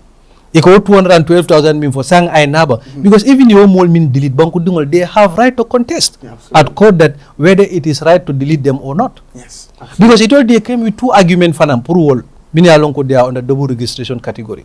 That okay, some people because of ignorance 2021 kabiri la kaito soto maybe by 2026 kaito nyim filti bulo kono I malong itata ya kaito do nyine kutama wal malong according to itolla analysis but dolbije this supplementary kono ya try maybe turntable ya soto je itata ya try ko teke burfoot itata ya try ko teke somewhere in Fonyi so woltal mu deliberately those people should be punished or say ni ko deletion okay those many along ko they are affected inyanta ka right fair soto for hearing ka fo ko mi tonya ngi delete nyi dalilo le kamar if they want to contest it they contest it at court because nyinne mu la decision making this is the highest authority they have in the country absolutely pour que man sato mo mi along ko le nyande oversee la over for 5 years mane nka tula mwelele alla official souls even your executive members e katla fala ko ali alla lesson landle right now albe menke kan ali alon even before registration okasi alla mol kanyine fo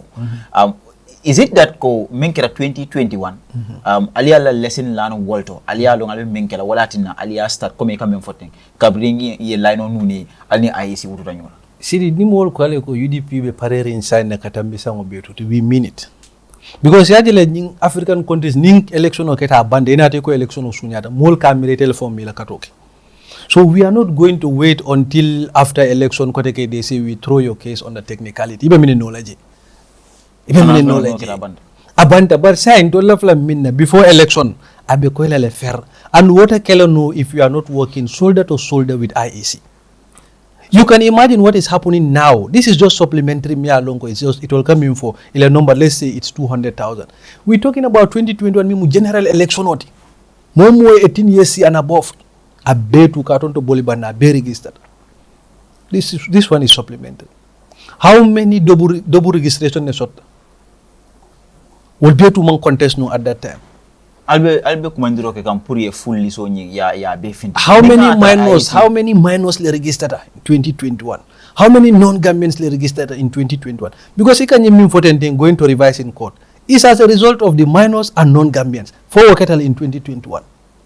These were the arguments Milia Long Gombafu can call. No number minje on the ballot. Number rather from the IEC kafo the president Yewole Soto. See that were crazy numbers. 2016 we just have at least, is it 200,000 or 300,000 vote? Because President Waidele Soto no. Adam Puruka win. What was his number in 2016?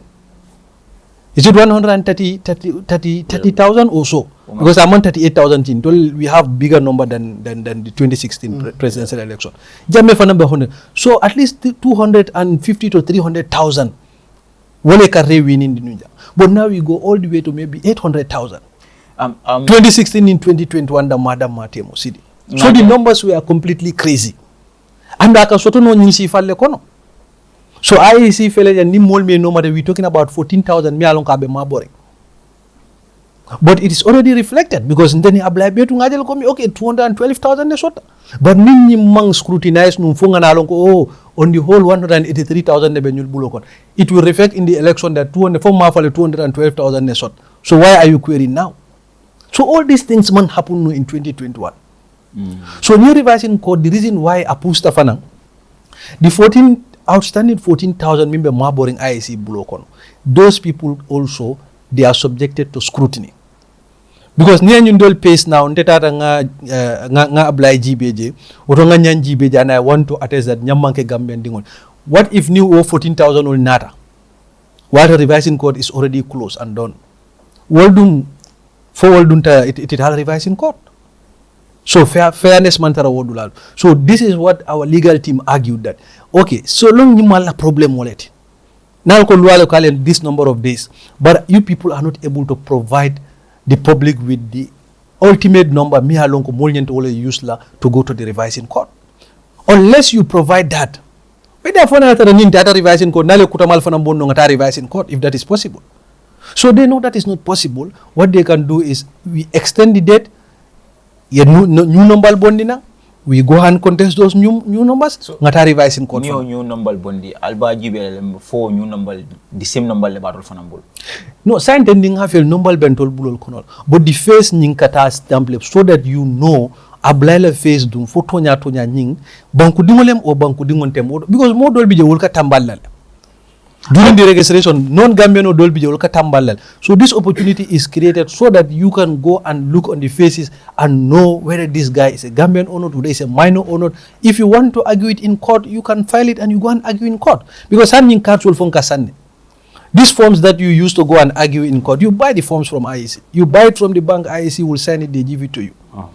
So the reason why Ndata Nunjana, they will form all the kang mil data, the faces, we going through the faces, but also the numbers, and in the more for suspects will mean collect no. And then as we speak now, we almost 80% done with na revising code form all new.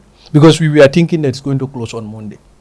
So then na legal team were argued that now they said okay on Tuesday. So they gave us now 7 days. So that means as UDP, these 7 days is that okay near Dobon Nangatangoma, but until this time IEC is neck to neck. Ngajele alko commander ke kan IEC pour ye fully so nyim publish ya be bondi ni ngatre manyinke albe munekela. But yalo are you confident that ko ba bondi la inyanta bondi la le inyanta bondi la because IEC mu institutional te mi alon ko a lota pour fairness lel ni mol man kontani woto IEC nyanta mol kontandi lel IEC mental lorin pour ka fo be incumbent ne woto be opposition ne IEC be banko dingol le annu election o ka bankol malale ngajele so ning to nyale nyanta sabati la sidi momo manya na carte file nyante kele dalila koyolti wala na may na carte file momo nyanta carte file nyante kele dalila koyolti wala na nyanta carte file who knows fete o 14,000 onyi maybe okay teman so ite manyi ni supplementary code who knows o 14,000 o kono mo jelle bije min ya lon ko nyanta carte file fo manke banko dingol fete la banko dia bolka. Why would UDP invest over 30 to 40 million dollars going into election me alonko man confidence soto man hope soto that we can win? Ndol bida election kon and I know that is will it be other party be buloko. They will have hope that they are going to win when they enter and they will spend resources. But if there is already a big foul play there, I see more foul play sort out. You said we ngata election or one. Mata possible la no. And I see a president min fonga said jam B. Abe dule bullet. Because nim party dol fonga lusta. Ni election or kono. Ma fontenite. Maybe until we can think, and analyze. But maybe, at the grassroots. Maybe we'll find bafola yan sunyale kabiri muntu male nyunku wol fonket IC afongo bula in position mi alon ka mani bata sidi so pour ka afongo kuwo kono ye nyi rosta nyi bondi ya di party bele foni party be ke confidence that UDP we go back to our grassroots nga fe kaitol be mbulle nga verify le IEC they are straightforward, they are fairness is there, united war for GDC for mo betu then sitanga ta borel okay but ni o manke de nsa mi fe diang. You cannot put the grassroots into confidence that we are going into this election, and if we lose, it's fairness that we lose. You cannot put your grassroots into that confidence because hanin tol nin tata up jana wala ka fo mole anu miol min be diaspora wala ka fo ICDT ka jel mil be TikTok, Facebook, YouTube mo be to kra fo election o sunyata ibo bon la no mol bul nyaat la as a party. It's only if you have this full list. Verify, cross-check, then you go back to the people, okay, now IEC, there is no problem between UDP and IEC, between other parties and IEC, we are going with faith into this election. Nil lose, we are taking with faith. But no monkey, if we lose, we are not taking it with faith. Okay. And we started Dr. Ngamro started Mbambolokan. Ayo. Okay. All right, thank you. Nyang, given the IEC, they have extended the period to 27th of July. Leader for you. Or after UDP guy Bungeni, there are some irregularities when it comes to New Halimne Centur. They were omitted, and then IEC knew in the first place. They acknowledge, it has happened in the first day of registration. But then all said and done, guy extended period be what? This wouldn't have been possible if UDP did not challenge IEC. Lamoneka sa reaction in this whole process? Well, first of all, they recognize the effort of the UDP. Sidi dafa am ñaari institutions yu nga xamne rew su taxale ñom ñoko de gëna taal, especially in Africa, muy the Justice and the Electoral Commission. Because gis nga li lu ma wax rek moy ñun ñu rejagoon election bi 2021 teg naa ne ñun la gën a may voice ne rejagoon nañ ko based on lii because tey it is very unfortunate. That is GDC, that is the GDC and the UDP because APP so be dañ mujjee withdraw from it So because tey lu xew dafa is insulting to our democracy because IEC luñ bëggoon rek mooy lii demoon through everything after mu mujjee chaos. Day election you would not even know where you should go and vote and those that should vote and those that should not vote. Election bi yëpp jaxasoo yow sa bopp sa pour nga put your house in order would have been a problem because kii dafa dem ne fekkuma fa turam kii dem ne turam mi ngi fële so next minute don't understand this whole process te su jaxasoo yi rek is going to be to the interest of an individual moo di ruling party nga this election will not be fair unless ne Barrow moo daan any other candidate ku win mu jógee su nekkee Barrow la man maa la ko this election is not fair because gis nga lu ñoo def yëpp ak complaint yu ñëw yëpp lu moo wane rek mooy ñu am interest about what is going on ak ñu amul interest of what is going on because su nekkee ne yow even principal party nga irrespective whether you are from the you are the ruling party or you are from the opposition party but now all these complaints all these files is only coming from one end that is the opposition te gis nga lii affaire data la gis nga lu ñoo def yëpp xam nañ ko te lu ñoo def yëpp ñoo ko tey lii du lu nga xam ne maybe machine baa leen fail wala yooyu non because process la te yow tey mënuloo jël a flash drive buñ dajee si OIC bi leen ñu jox parti bu nekk flash drive so yow nga jox parti flash drive yow nga génna dem announce lu nga xam ne obviously nekkul ne loolu lu moo nekk si flash drive bu nga xam ne jox nga parti xam nga loolu lu moo wane rek mooy mun naa wane fuñ tegoon opposition si ak opposition si tey level buñ nekk is quite different dafa passé foofu dafa passé because buñ rombee si 2021 election bi parti yu bari dañ jël seen responsibility because buñ doon complain ku nekk dafa wane opposition suñ leen winee nii rek la ñoom suñ leen winee moom election fair wut waaye suñ winee election fair an tey loolu gëm naa ne manifeste na ba moom te IEC gis nga when it comes to IEC the personnel su fa liggéey man teg naa ne it is high time pour ñoom ñu do the honorable thing ñu resign because gis nga problème bi is mooy individual su nga xam ne ñoo nekk di run IEC whether they have the capacity to run the IEC knowing ne ñoom ñi ngi run a very sensitive body because election more expensive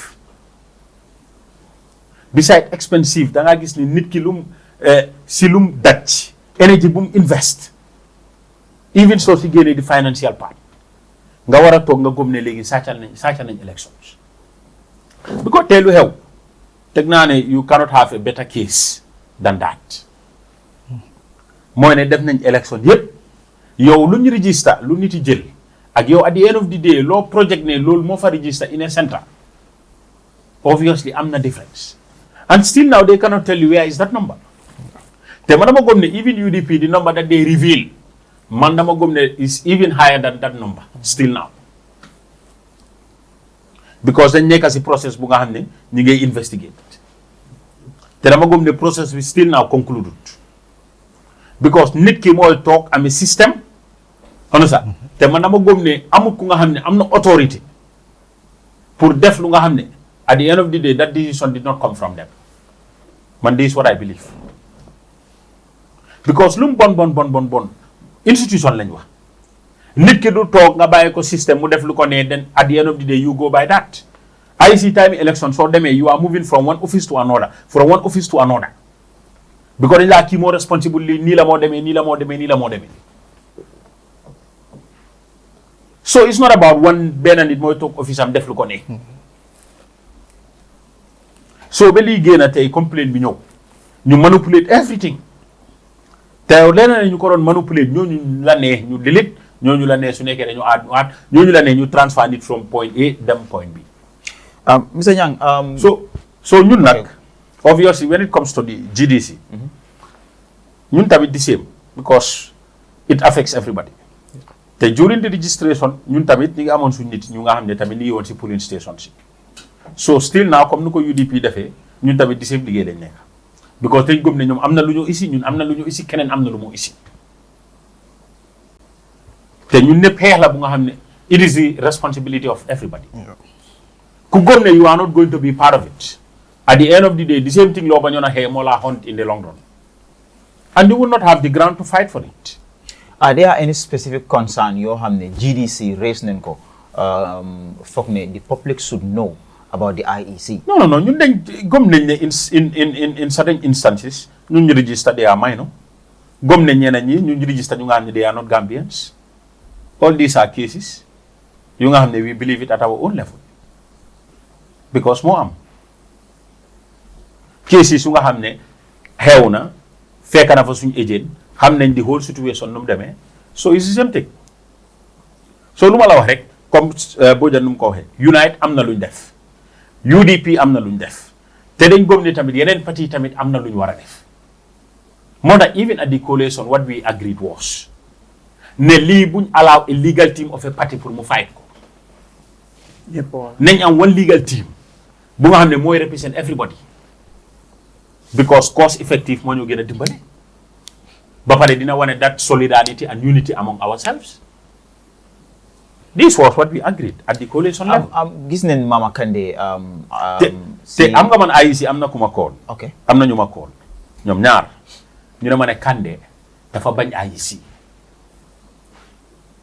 because Kandeh bokk na si biggest critics of IEC even suñ last mega rally bi at Buffer Zone Kandeh wax na about these 250,000 votes bu mu ko waxee rek coow li jóg dañ ko yóbbu ko dugg na fi li gën a they will never do that seen 100 xelatu ko. Nyang gis nañ ne is it Tobaski or after Tobaski Kandeh bu mu doon raise the people they have registered bu mu doon raise concern boobu noonu. Yes. Gis nañ ne Kandeh raise na loolu noonu at the GDC level. Yes. Loo foog ne opposition parties yi right now currently loolu leen war a def about this IEC issue because we are seeing only UDP right now on the ground on social media the only party ñoo xam ne on in public right now. I'm not saying other parties are not doing it. Maybe they are doing it differently. But we are seeing only UDP doing this thing, holding IEC accountable publicly. Dëkk bi yëpp ñu ngi ko woo coow opposition si lan leen war a def right now to put their differences aside pour gis ne guy challenge IEC to come forth with UDP. Gis nga the first coalition should be on this. The first coalition should be on this. Coalition mooy mean the first unity bu ñoo oote should be on this. Have you people discussed on that? Should be on this because one hala ko even well before lii duroon ñëw ñun ñu nekk di waxtaan ci coalition bi that was our decision and any political entity bu fa nekk we all agree to this. Xam nga kon dafa nuroo ne already lu ñu war a def ñun gisoon nañ ko moo tax ñu agree ko way before even lii duroon ñëw.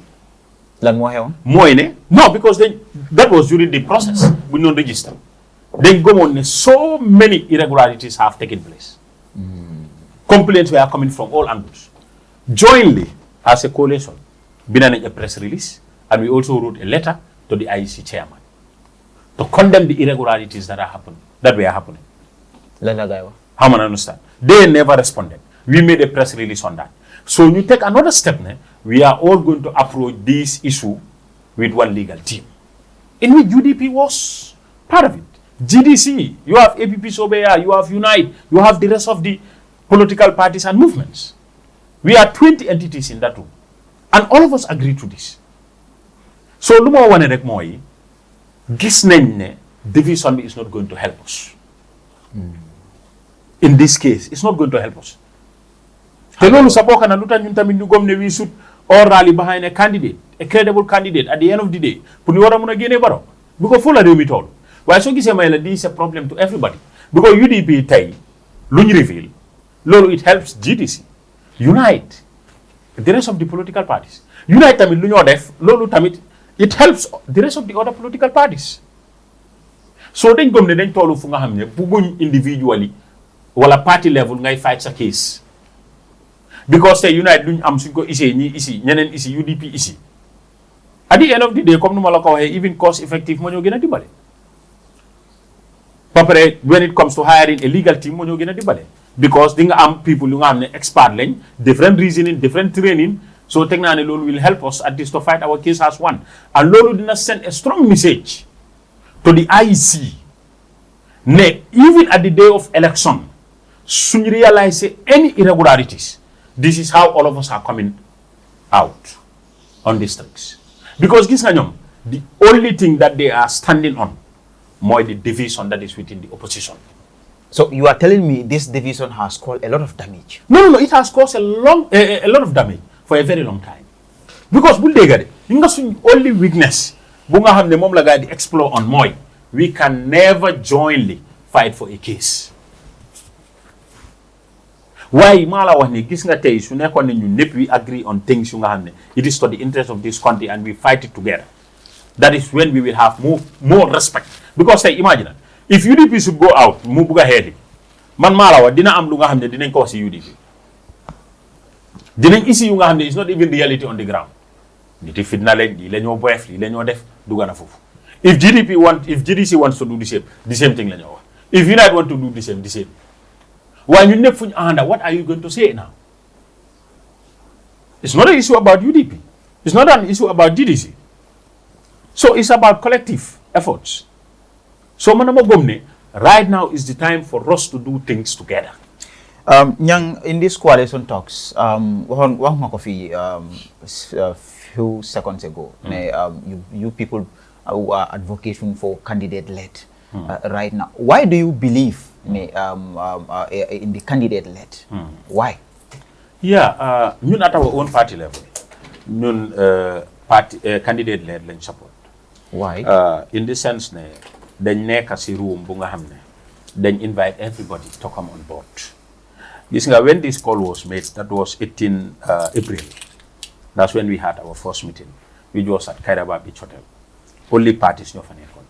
That was the UDP, the GDC, APP-SOBEA, ADD, GPAP, GFA, and there was another party that made it 7.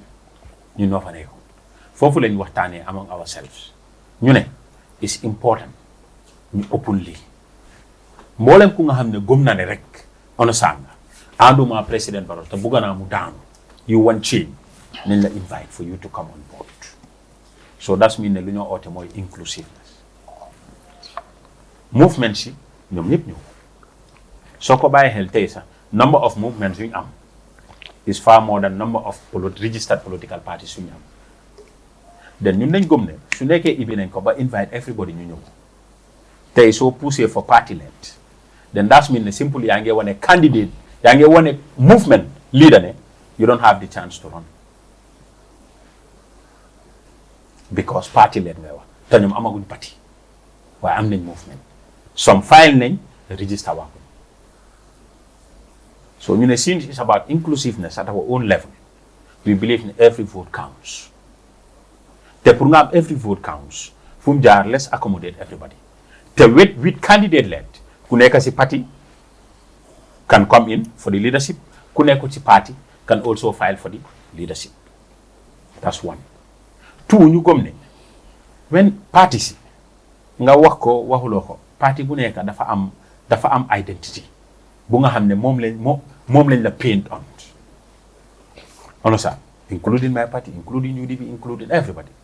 So ñu ne nak pour nit ki gis Gambia more of party, let's go for candidate led, because next minute dina difficult pour yow nga bëgga paint wala paint the candidate through party.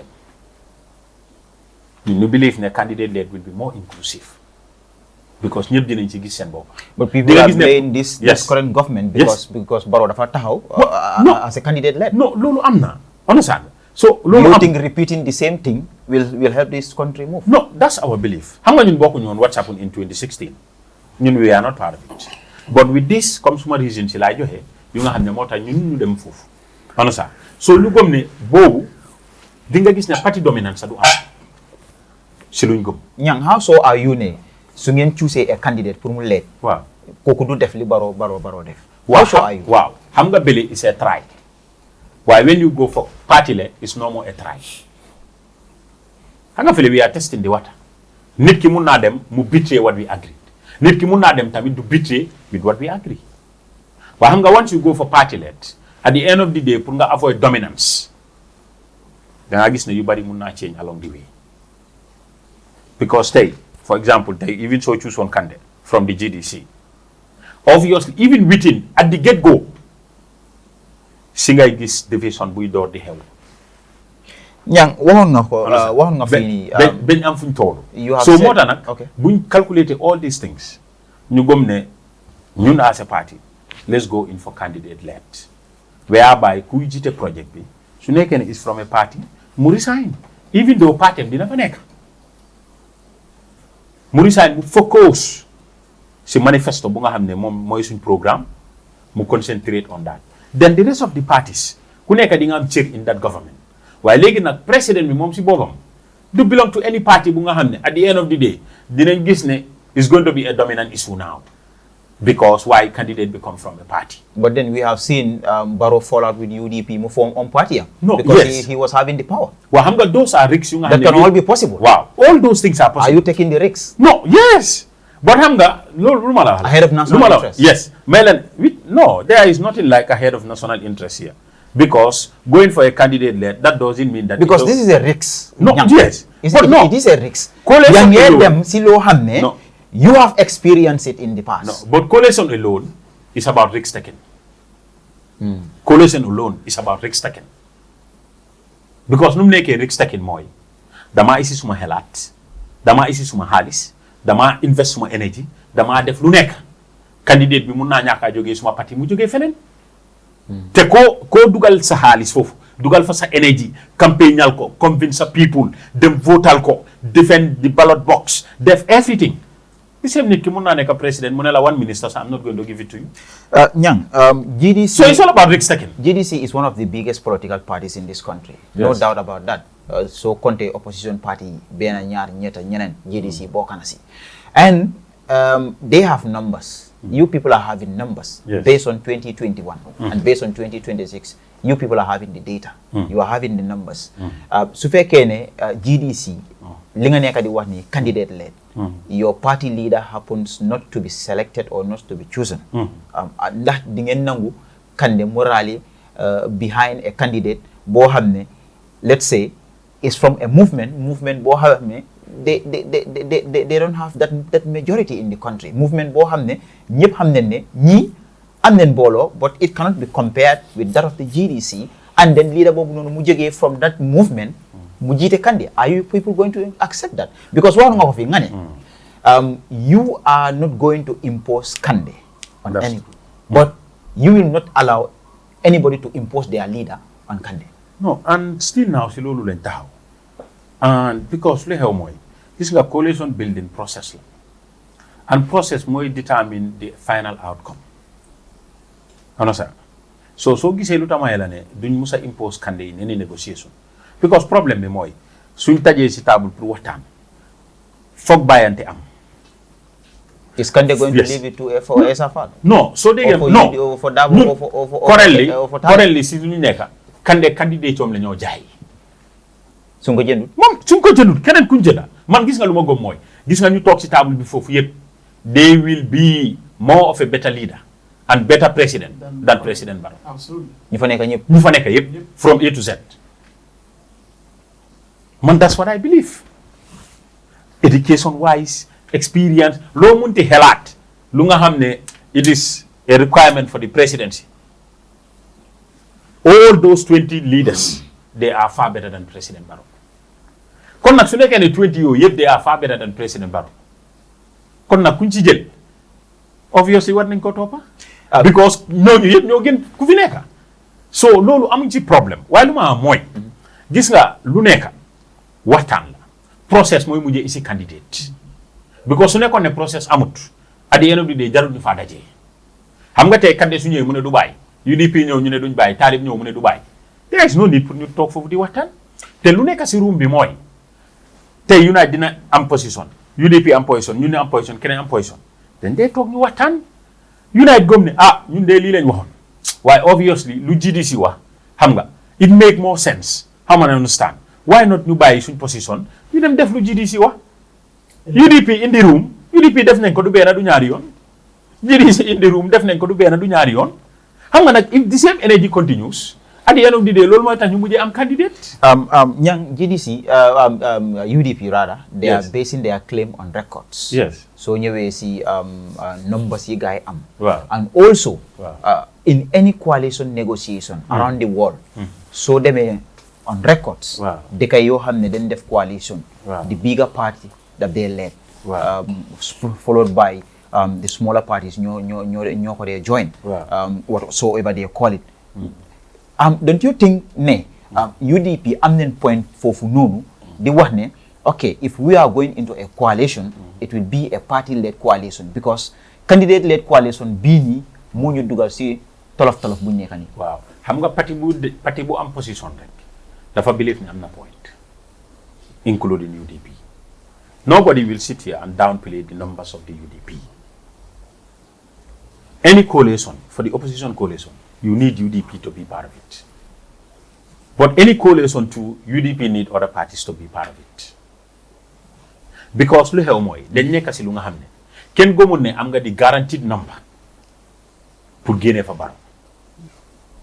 Guaranteed number bi mooy man keena mun naa dem with 100% ne Barrow dafaa dem. In fact the survey has revealed that Xam nga coalition mooy yomba pour génn. waaw xam nga léegi ñun ñëpp xam nañ loolu. But at the end of the day dafa nuroo ku nekk am na stake in what we are discussing.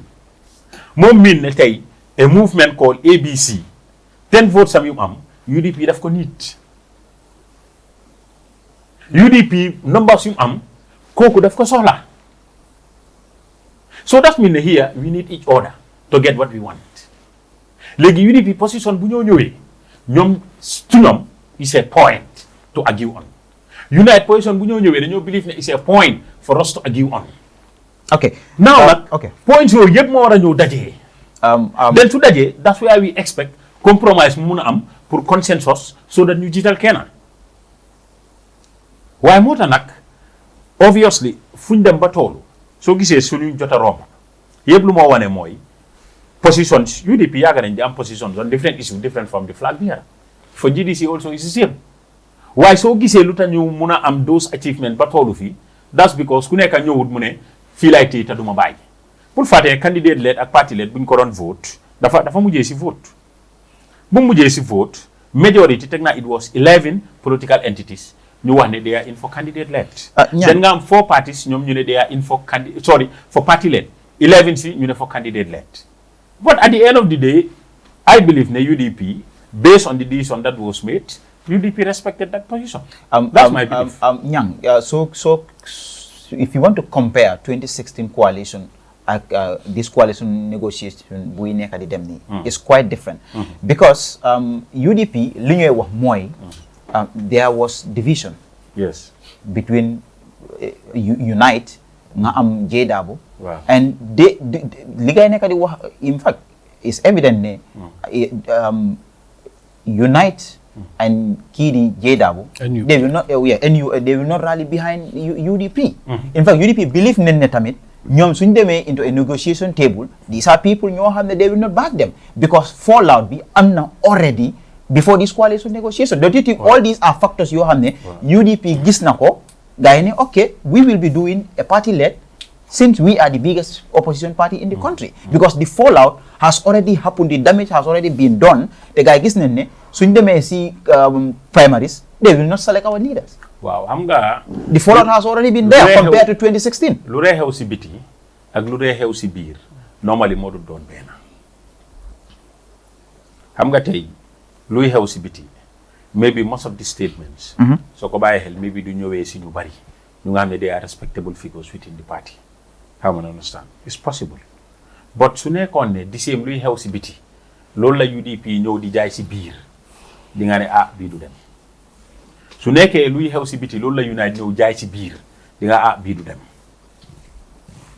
waaye since ñu start li 18 April up to where we are amul dee bu nga xam ne that statement came from Lamin Mane or Larry Cissé amul dee bu nga xam ne that statement jógee si Kémo Bojang wala Nene Freda wala kii ni seen admin secretary bi Kanté Dembo how many understand so ñun what is said inside and what is being done inside is more of a concern to the coalition than what is being said outside.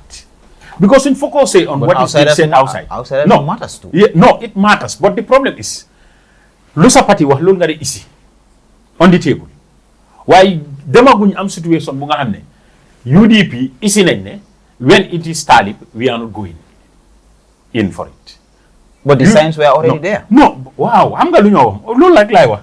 Xam nga su nekkoon ne loolu mu ngi doon am si biir. No, Nyang, even before football match, there is high possibility team B dina win wala team B do win. There is high possibility. Wow, why that they fake and game B dora good. Why legi? But people already know exactly. team B moy win. No, why legi? No, Legi, you can predict. High possibility. Legi, so predict. Are you getting the results as always? But there is high possibility. No, but the possibility that turn always to be the reality. No. No. We all agree to that. Then I give team now, I'm gonna understand. No team mu mak, understand? Door ko door yu metti. I'm gonna understand. Lo lepp dafa mëna happen ci football. Why comme lu ñu wax moy, xam nga tay mënulo build a coalition. Nga bëgg jël everything that is being said outside, nga isi ko inside. That means we are not going anywhere. What is more of our concern moy ñu nga xam ne ñoom la parti yi taana isi leen ñoom lan la ñoo isi takko ci table bi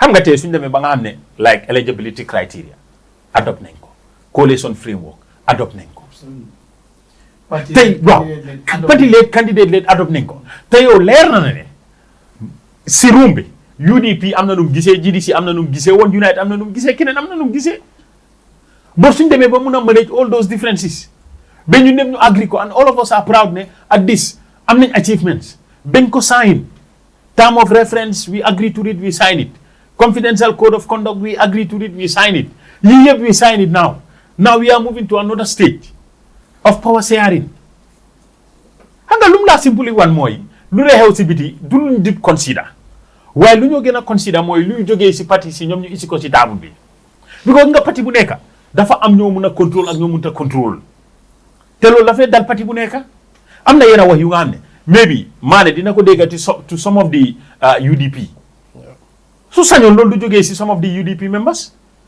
man tamit di same United tamit maybe di same waaye léegi nag su nekkee ne for example tey ñun ñu ngi si coalition ku attaque Kandeh man I have to bring that on the board xana sa wan leen ne lii du dem because UDP bi dafa attaque Kandeh xam nga United dafa attaque Essa Faal xam nga loolu it do not take us anywhere. lan moo nekk GDC seen position boo xam ne loo xam ne it is non negotiable when it comes to this coalition. non amuñ loolu. amuleen ko. non. lu nga xam ne GDC dafa wax ne lu nga xam ne GDC dafa wax ne lii la moo téye te du ko bàyyi. non loolu amul ci coalition bi. xam nga lu gën a màgg si coalition bi is the elephant in the room. the elephant in the room wax naa la ne may la ne GDC du ne. process la Kandeh la ñoo dem jaay. ok suñ demee jaay Kandeh nag ñu jënd ko. wasalaam alhamdulilah. suñ demee nag jaay Kandeh jënduñ ko. ñun gom nañ ne 20 leaders su fa nekk yépp they are more competent than Barrow. They will be more of a good leader to Barrow. They will be more of a good president compared to President Barrow. They are better than Barrow in all areas.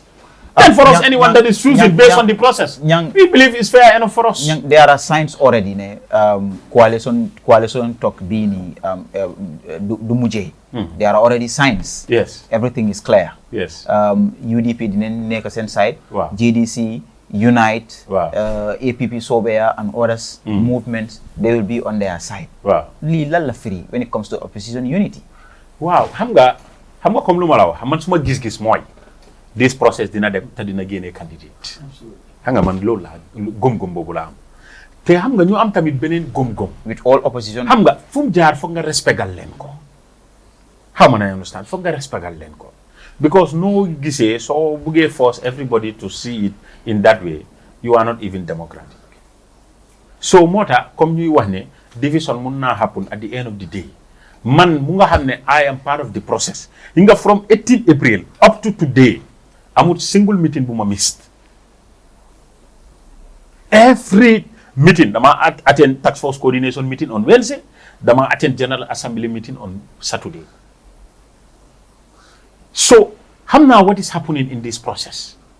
Te man still now dama am confidence in this process. Te dama gëm ne nuñ ko dooree su waree continuer noonu man maa la some of them they will be surprised si compromise bu war a am. Okay. Nyang, you know, sister party B, GDC right now, how are you people organizing at the grassroots level to ensure eligibility support across the country right now? Wow, ñun nak amna luñ wañi muy rally yu bari. La mo ngeen wañi muy political rallies yu bari. Yoyu mom at party level mom wañi nañ ko. Because we want to be more closer to the people. Is this the reason why people are saying GDC nekkuñ di yëngu ci dara or GDC dafa dé? Xam nga lan moy problème? Xam nga ku spend 10 years ci dara. Koku mun na am na ordinary experience. Gis nga rally yu bari yi GDC moko mun na bokk na ci ñuko introduce réew mi. Ñun bu ñëwé 2016 and after 2016 dañ fi am meeting ba baro ci bobam mu génna mu ne meeting yu bari yi daf ko condemn. Ñun it was like week in week out ñi ngi am political rally because by then the biggest opposition was in the government. So GDC by then moo nekkoon the biggest opposition to the government. So ñun ñu doon to dëkk bi yëpp rally open rally. But dañ gom ne because nit ku nekk tamit baax na nga am foo dem ba taxaw nga assist si lu nga xam ne is more productive ano sa dan looy def because tey ñëpp nangu nañ ne GDC am na number and our number ñëpp a kon soxla comme nuñ soxlee di numbers of other parties. So moo tax now si luñ gën a focus mooy how to be more closer to the people. Naka la ñoo amee more sport meetings, naka la ñoo mun a amee more house to house, naka la ñoo demee ba nga xam ne at the end of the day town hall meeting la ñoo gën a def priority than mega rallies. Because tey soo defee town halls meetings wala sport meetings you spend less. You have people ñu nga xam ne ñoom nga soxla on the ground than rally bu nga xam ne at the end of the day people are coming from across, those that support you and those that did not support you. Ano sa te rally boo am tamit amul political rally boo fi mun a def mu war a nekk a ticket for you winning the presidency amut. Ban rally nga fi am mu mun a jël more than 10,000 people gisaguma ko in all these political parties. Okay, yaa ngi wax ne léegi yaa ngi wax ne a voter list bu nga xam ne is more than 1 million. Léegi soo amee voter list of more than 1 million léegi nañ ne almost léegi nañ ne 5,000 people ñoo attend sa rally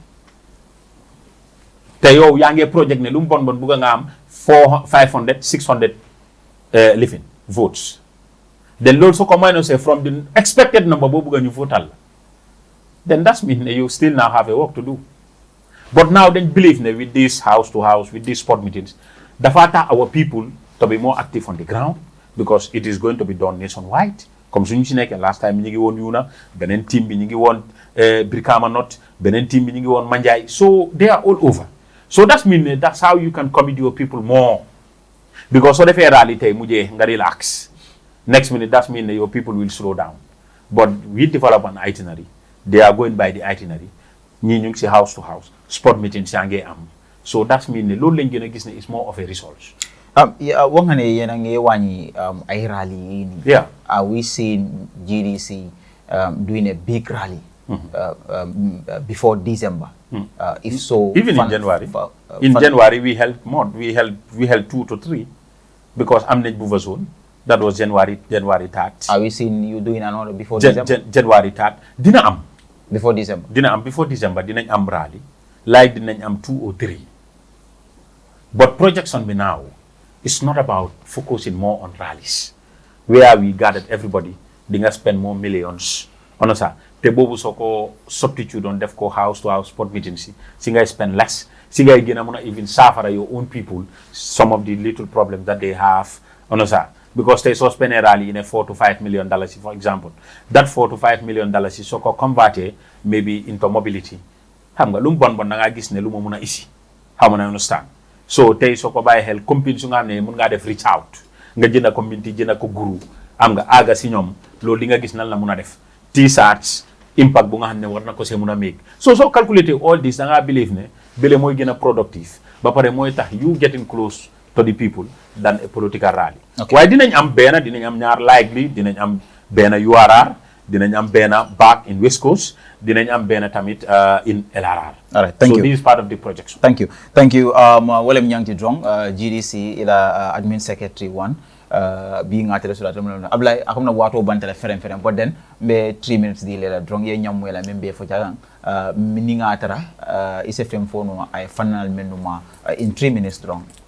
All right, you know, Aldiabi what Diatanya is an asset, but Tentula Bajaila, political party based on Sifalali, Banco Financial Sifalali.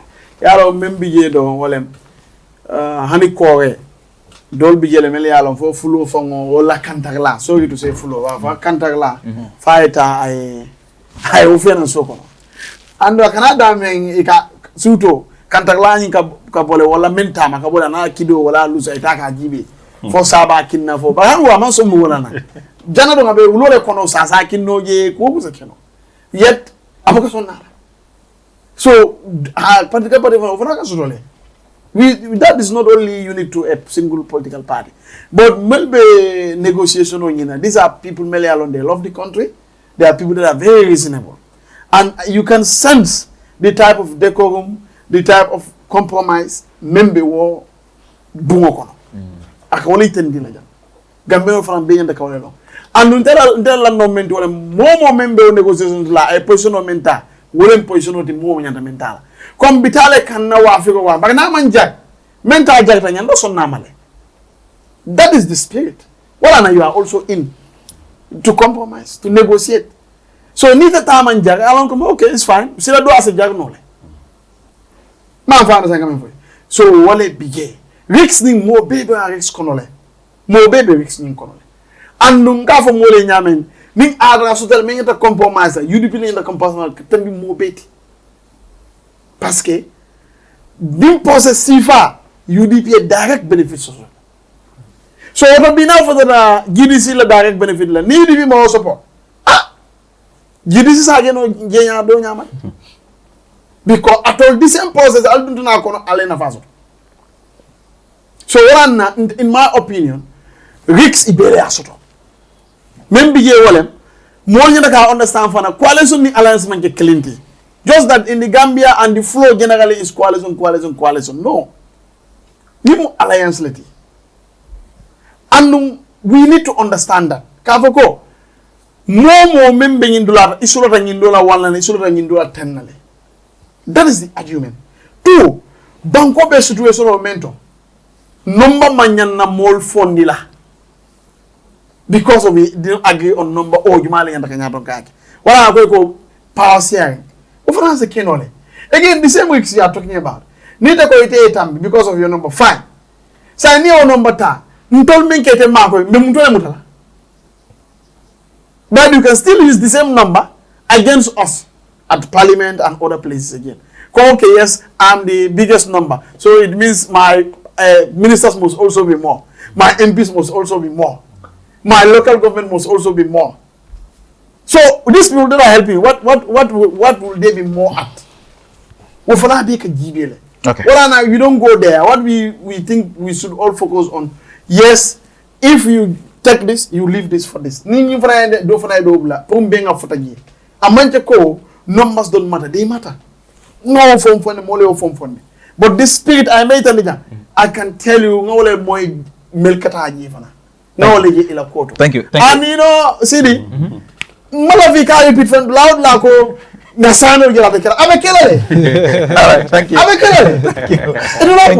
Thank you Mane is now quick. So Sidi ben so the time molal ben so wato bandale bari along ntol fana nga position all da nyayel position ole fo auto fo position of fana senia so that mul fana mi be jibero le sawo ko je kataba ya nyan diamuta risk lele doctor fana diamuta risk lele anun dema mira if banko tada through a risk la and then betu ngaje min hapunta risk nyin kono nyan tawo risk kilimo repeat lele koteke pour ngake in 2026 akamundo to mankaranje the Rikstal in 2016 ngananga Rikstal kotike in 2026 womu kuleti mi alon ko ta kamunta mankarang anu sidi nyenta ku kilin sutela nyim banku na koto in as much as we are politician Nyang, Doctor Nte and our party leaders, we are not the most intelligent in this country.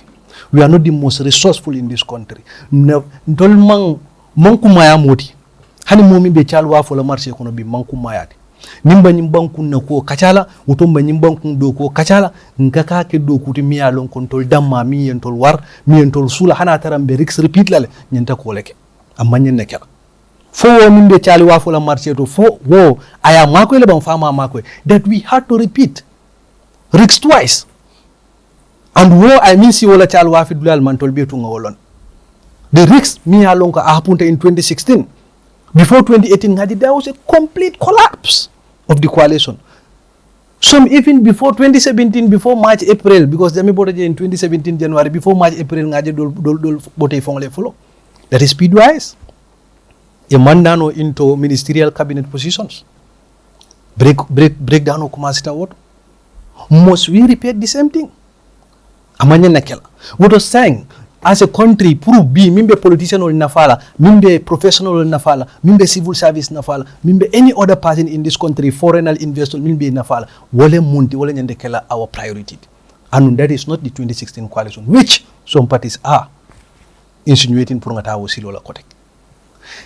Ye nyanji ninkale, come saying, okay, imagine ni murunta njina kote, what are the tendencies that we are not going to repeat a Barrow candidate kotek? Where I tie patilu afongwe woto I badal mulbulol konoje ani mole ta do ko la milia lonko ngi bondi man sakunda kon because remember this NPP is a party already. Ning candidate led coalition ya bondi, they are going into the opposition. What is the tendency that they are not going to bring the NPP koteke near doko komi nyule minki APRTL because they have the numbers puri near doko kachaketa jele ye measurement tale mi ya lonko ibo wo mitigate la no nyami nyammo wodulaf nganyum fannami foten yenyum fannami foten kachaketa jele that how do we not repeat Barrow in 2026 moving into 2031 itolla mirarol ni la kuma kol muminti that we have a governing body party jamal min be nying coalition leto a candidate leto wala mile diamodi that we have a governing body that will oversee the presidency wala mundi governing body mbe fenne londila mi yalon ko anyenta president wala doku nyaaji belel anin cabinet la doku nyaabe tamal nyami wala boji that means you are trimming the powers of the president so that akana ke komi Barrow keta nyami wala mi la object but that alone is a complete violation, is a constitutional coup d'etat sidi and what constitutional coup d'etat attempt in the 3 years mi yalon ko I am in serious jeopardy kon manna Barrow bondino. Do we want to repeat the same constitutional rape in 2026, where we are going to construct a governing body, meaning the president Sembo Talal? And then monkey bonku kanat amani na hapun naja. If we want to develop and we want to use international best practices of development, amanya nakela. Because there are 3 organs of government or arms of government, meaning alonko they perform checks and balances across board. National Assembly nafali. Is it not oversight? Pour kajibe mansa, wolem president aussi anala député ni model betu. Ise Sembo Talanyami. Mina didn't nim problem okay the deputy command ministerial command. You remember Kabirin didn't know o syrup or use there. Over 66 children died. Fema minister command Samade. Pura na I woke off. Fema Baroja kana state of nation address in parliament. All those are oversight functions, even budgetary allocations, these are oversight functions. So near governing body law to oversee the presidency. Akamunte even National Assembly reduce kang aladokomia is constitutionally mandated puruka oversight perform in the presidency and beyond. Akamunte ebe judiciary fanang ala doku agenda minkel oversight on both the National Assembly and the executive ibo fana limit kan because of the interest of few individuals at the expense of every taxpayer nyimbankunka. How must we repeat Sidi Minkara in 2016 whilst we are all victims of that? So this thing of we have a governing body, meaning the president Sembo Talala, UDPA bangalele, anu hani mobe nyante ban, anu hani doctor fongalo na modlamu, barabe ban na wala. No, I'm interested to know what the alternative of UDP. So our alternative is, ninga ni silo use Sidi, atata mfintindi dulami ntonga woje, woto nyante sila dole fana use lede. Ninta ato silo, ninga fewe sotoji, ntautala as a country. Saying tola alternative mumineti, party led, ngata wala. Nintara party led la. Every party, amanjari sayang kumi kafo kumi, minkere in 2016, nga positional talanyote mga buju bajo ke as politicians, every political party ngananga. Let us have a coherent and cogent framework, blueprint mi along kumba use la purka banko develop. But the constitution has that already. Constitution Doctor. Constitution the Constitution buka do koke as the government. It's a framework. But the policy like a do koke. This is why we have different political parties, we have different opinions. It's because the policy that we use, not the Constitution. It's a framework for good governance. But policy to develop, in a fisheries, trade, security, one political party ideology, that is not the Constitution. So as UDP, ngalone kande assemble minute, kande, it's a constitutionalist party. Kande ngalone what the interest kande has in Constitution, even beyond Gambia. Even ning ECOWAS ko ni katatenting ning kudeta ning kol kede we see kande kamine foje. Nde tali follow because he was one of our own. Aben tolle konon what we believe in is what he believe in. On principle. Our ntollata minna komi na policy talib lata wala 100%. Talib la bo UDP manke komi amalla na policy lella. Is on a separate matter meaning policy manke. So he knows and understand and believe in our principle. Whatever we are going to implement as a party Ninata in government is what Talib believes in. Ya family. So ntolko alna nga sila kuto do fanan jibe ba. Anu Ninata they rally behind us winter. Kacha nme keri intendi sidi ko min hafu nun jenne momo be fen soto lebe dulami mutal. Nin kande sembo mu constitutional parliament nin kodol. Pol nga jibe ko mi asembo sa parliament ne sino. What mina nata kala speaker ti. Mina na candidate kala speaker and perform checks and balances on the executive which is led by the right honorable Seni NM Dab. Mina tina nin tali fanan sembo mu kodol ti nin trade and commerce as sembo sono. Mina neto dilala. Because na long ko mi hamhamo so da famro so. But say nin ko ngata nin candidate led la the tendencies of we nganin ko talanyo tema momo be da amutale jam is very high city and womo at the detriment of womo mbe chaluwa folo marché kon womo mbe moto de dala fita garage so womo wolle le detriment because we have seen it happen igami fo ni fengulo nga yefa ni tungulo nga yefa ani ka fengulo nga jeton sidi ka borle Gambia bo state le to scientist Nyang, you want to comment balanyo rabbo no but say no met la dole fana mala 1 minute so sidi fulan nyang wole mu kote ke carte be fayla nyami pour que ñing candidate to mo mimbe kala independent candidate we talking about me movement on le fo kanjang mi nga lon ko bi te ninte fongo ndol fongo mo wol dol long and to be honest mo ñenta structural soto la le sidi across board pour isaje ko mi opportunity soto pour ni bital ñing carte fele ta ñing carte feol nata political party da malle bije mang any much content soto but we talking about civil society mi nga lon ko they have not even registered with register of companies here or any other. But movement of Jekan Million they do not even make an attempt to register. At least now United Jen, I attempt to over this month, Fatata no political party. Movement Jelle Benimbank can Janin United and Hansa and they have zero interest to register. But if a coalition discussion to be in Boro Jelebinal. And we didn't lafula, Minka Rebe File Purka independent Tomon. United Okoro be invest, UDP Okoro be invest, GDC Okoro be invest in structures. Kataka register IC. Eco will be to Hanif civil society. Nga tembe nga kekan kilinti. Nga one number 1, 2, 3. Nga tomo purka karefa for the candidate. Right. So hopefully muna problem already. Thank you. Fabina, just 30 seconds. Okay. Ning atara wole. Odo PPP ni mo manyanola because they are part of the people mele independence fenke. Why is it that we don't give them leadership? Because the investment that they have done for this country. No, PPP. Yes, because they are saying we did this. PPP negotiated independence with other people. PPP. Yes, now. In negotiation okon. I mean Gambia. Gambia. Don't be they don't invest anything. They don't have structures. But when you say coalition negotiation, yes. So it's like, in your opinion, mainly a heavy investment care.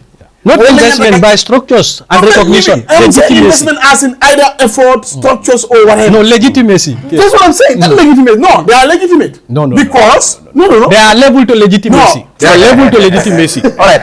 Yes. They are level to legitimacy. They are level to. You as a political party and movement are not the same. Level to legitimacy. Obviously,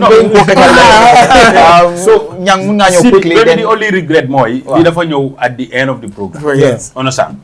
So because I'm not you bari you ma bëggona leral. Xam nga su nekké né da nga oté pour ñepp ñew. Su nekké né dem nga ba nga xamné rek door nga di sét ku nekk lu mo pousse. At the end of the day dina difficult pour nit ñi am trust. Yow so leader wéda do gisé tamit nit ñi nonu. Yes. Xam nga dafa am yu bari yu nga xamné understand? maybe su nekkee ne sa in-house lañ ko discuss soo ko isee in public domain rek dañoo gis ne xeebante door na di duga because gis nga ay nawle ñoo mën a toog waxtaan dara xam nga noonu sax te wax naa la ko ma ne ku nga xam ne dafa even command 10 people you need that 10 number absolutely xam nga noonu sax moom bu mu doon analyse soo ko bàyyee xel wax na ne that 14,000 te nga seet the difference in the 2016 election then dafa mean ne that 14,000 mënoon naa win an election so su nekkee ne yaa ngi project almost to 1 million voters nga génne si 14,000 that will be a small number but still now mu ngi wax ne that number is relevant so that's mean ne either ñu register ak ñu register wut all of them are relevant to this process take now this where leadership comes how can you accommodate all of them how can you give them the confidence ne honestly they will be considered even su nekkee ne yaa war a jiite xam nga loolu dafa play a very key role xam nga ñun ñëpp suñ fa dajee yooyu du ñaaka ku nekk bugg am ak gis-gisam la moo seet UDP du ñaaka lu leen arrangé loolu la ñoo teg si table bi it's not also going to be a crime pour movement tamit lu ko arrangé mu ñëw teg ko si table bi to me is normal moo tax ma dama leen ne amul dara lu nga xam ne is difficult here ba pare yu ma wax mooy gis nga risque bi is both on candidate led and on party led tey mun nañoo dem on party led ñu ne for example UDP leen jiital constitution la UDP fekka foofu constitution bi jox na leen right even agreement bu ñu am in house ñu génn ñoom ñu violate all that agreement lan moo leen see fekka nothing mun nañoo génn tey for example dañ decide on ne Kandeh will be the speaker ñu decide ne Talib will be the minister of trade on ça Essa bokkaat si foreign affairs for example the list goes on UDP mun nañoo dem bañ leen elect ñoom seen boppam ñu ne ñi yëpp la ñoo dem it's an assumption you are assuming now no dama have a classical example a classical example is there on the party led mun ngaa def loolu but on the candidate they also have but we've already seen in the candidate list exactly so this one is assuming so ñun gëm mooy gis nga Gambian si right now ñun dañ gëm ne luñ leen war a mun a jaay moo ne leen jaay lu nga xam ne ñoom ñëpp dinañ ci gis seen bopp duñ gis parti ñun loolu lañ gëm te loolu nag the easiest way mooy na candidate bi jógee na nekk a candidate led ku nga xam ne du ku ñëw label understand because everybody can take ownership of that candidate tey soo fi génnee Kandeh for example nit ki maybe problème with GDC nawa ne non nga génnee fi UDP problème with UDP nawa non waaye tey su nekkee ne candidate bi is from a candidate led risk booy wax it applies on all sides ñun the problem is moral contract la ñoo am ak nit ki te moral contract mun nga ko violer dara du la si fekka baro buñ ko ne 3 years mu dem 5 years lu ko si fekka moral agreement rek la violate waaye legally violate to the constitution so lu ñoo wax even su nekkee ne candidate bi dañ ko ne tey 5 years nga faa nekk what will stop Ousseynou after 5 years mu ne dafaa dem for 10 years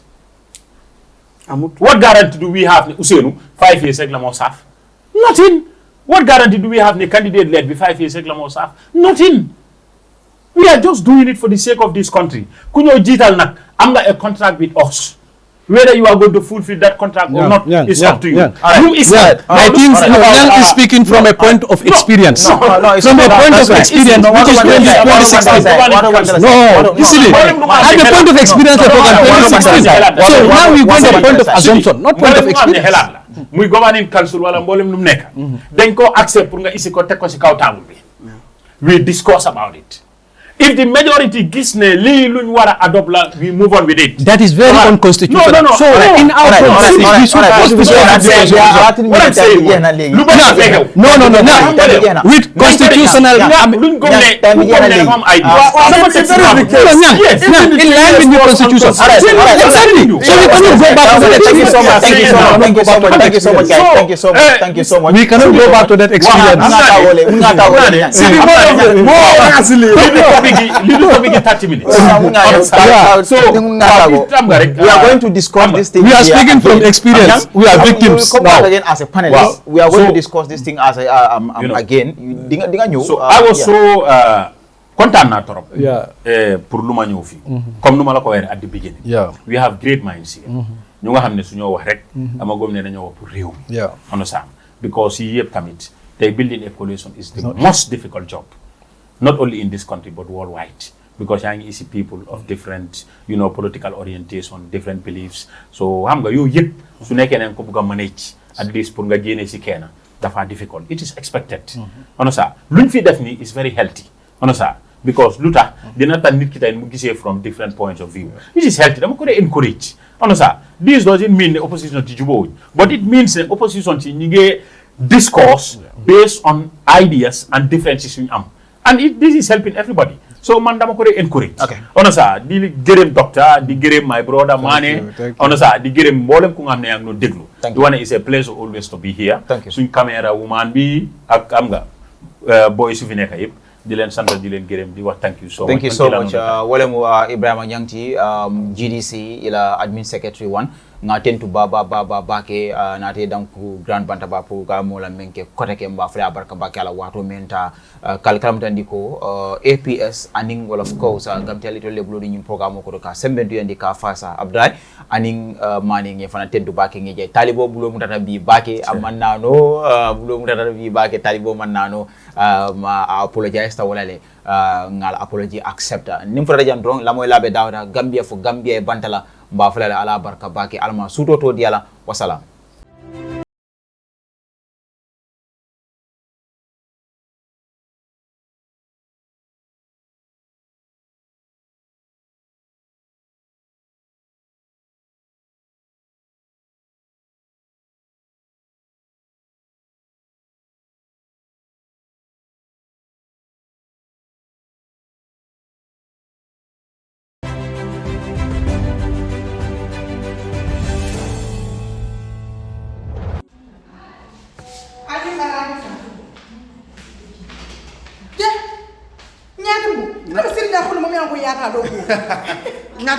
Ñatim wonte mu APS lete ndemu APS lete APS Gambia le mu APS di katun APS is 100% Gambian bari ñatim moy ku furi mbala kentala di ke ñatim bon tari taba futu wola at least ya fonte ko APS min kullo balbi ji imo fon fonya fon ka fonyo ko ibina do ibodo ko APS jam fane mo fana fonya ñatim bo yo min fo yenta sija ndanga moy ko APS wallet isa ko do kino min tata fa wuli muan ime charge fenna wala nta sindi jang ako ñatim bo ngoy ko kabo transito kata wala fo wuli muan ite fenne jola womu zero filete bitun kabo wo 20,000 la ka sele sal eke tam eke charge mun fa abuka fensi oui 1% da malam lati wota yara gamen no be nyanta wala kana APS wala tele mobile ko ko do ki ibadi ngol yaje ni APS kabrin nan credit ko to bari men ko mayata be wala fa mo kas pawat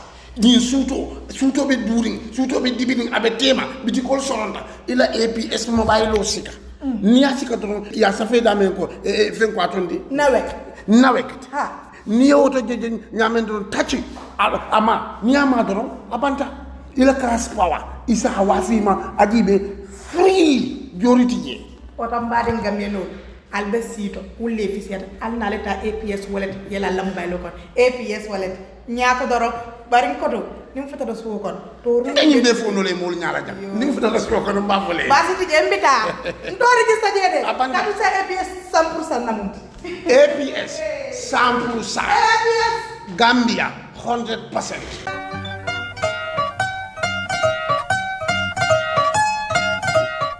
In today's digital world, connectivity is the backbone of progress.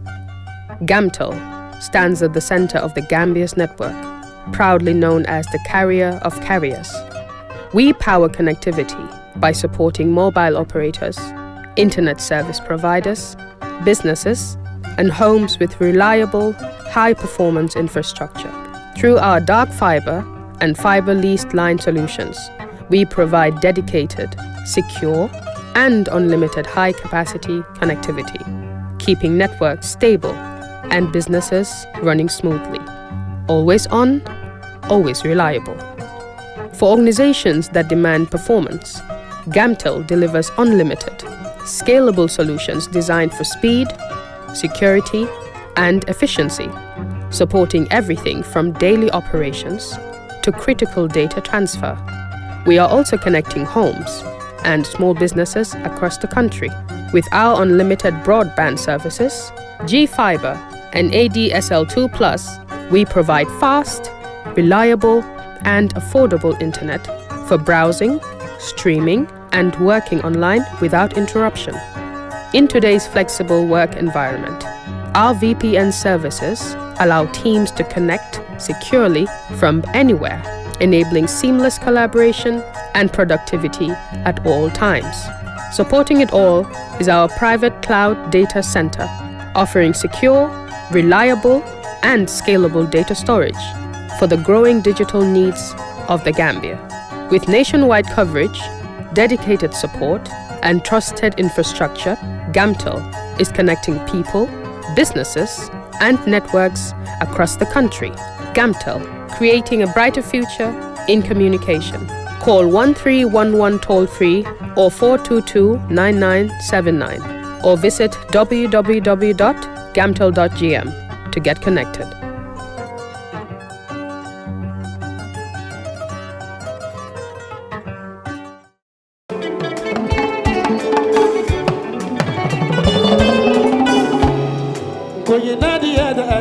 Looking for the perfect home away from home in the Gambia?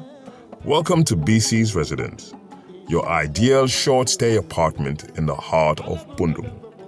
Whether you're visiting for business, pleasure, or an extended stay, BC's Residence offers you the comfort, convenience, and privacy you deserve.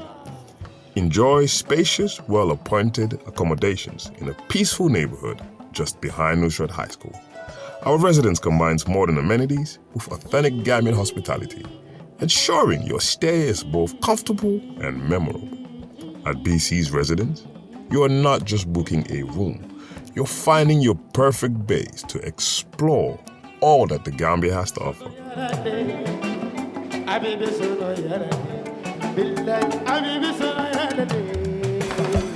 Ready to book your stay?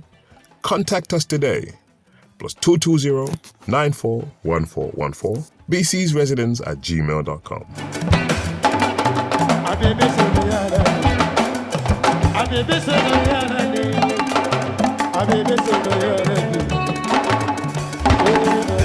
BC's Residence, Bundung, behind Nusrat High School. Your comfort is our priority.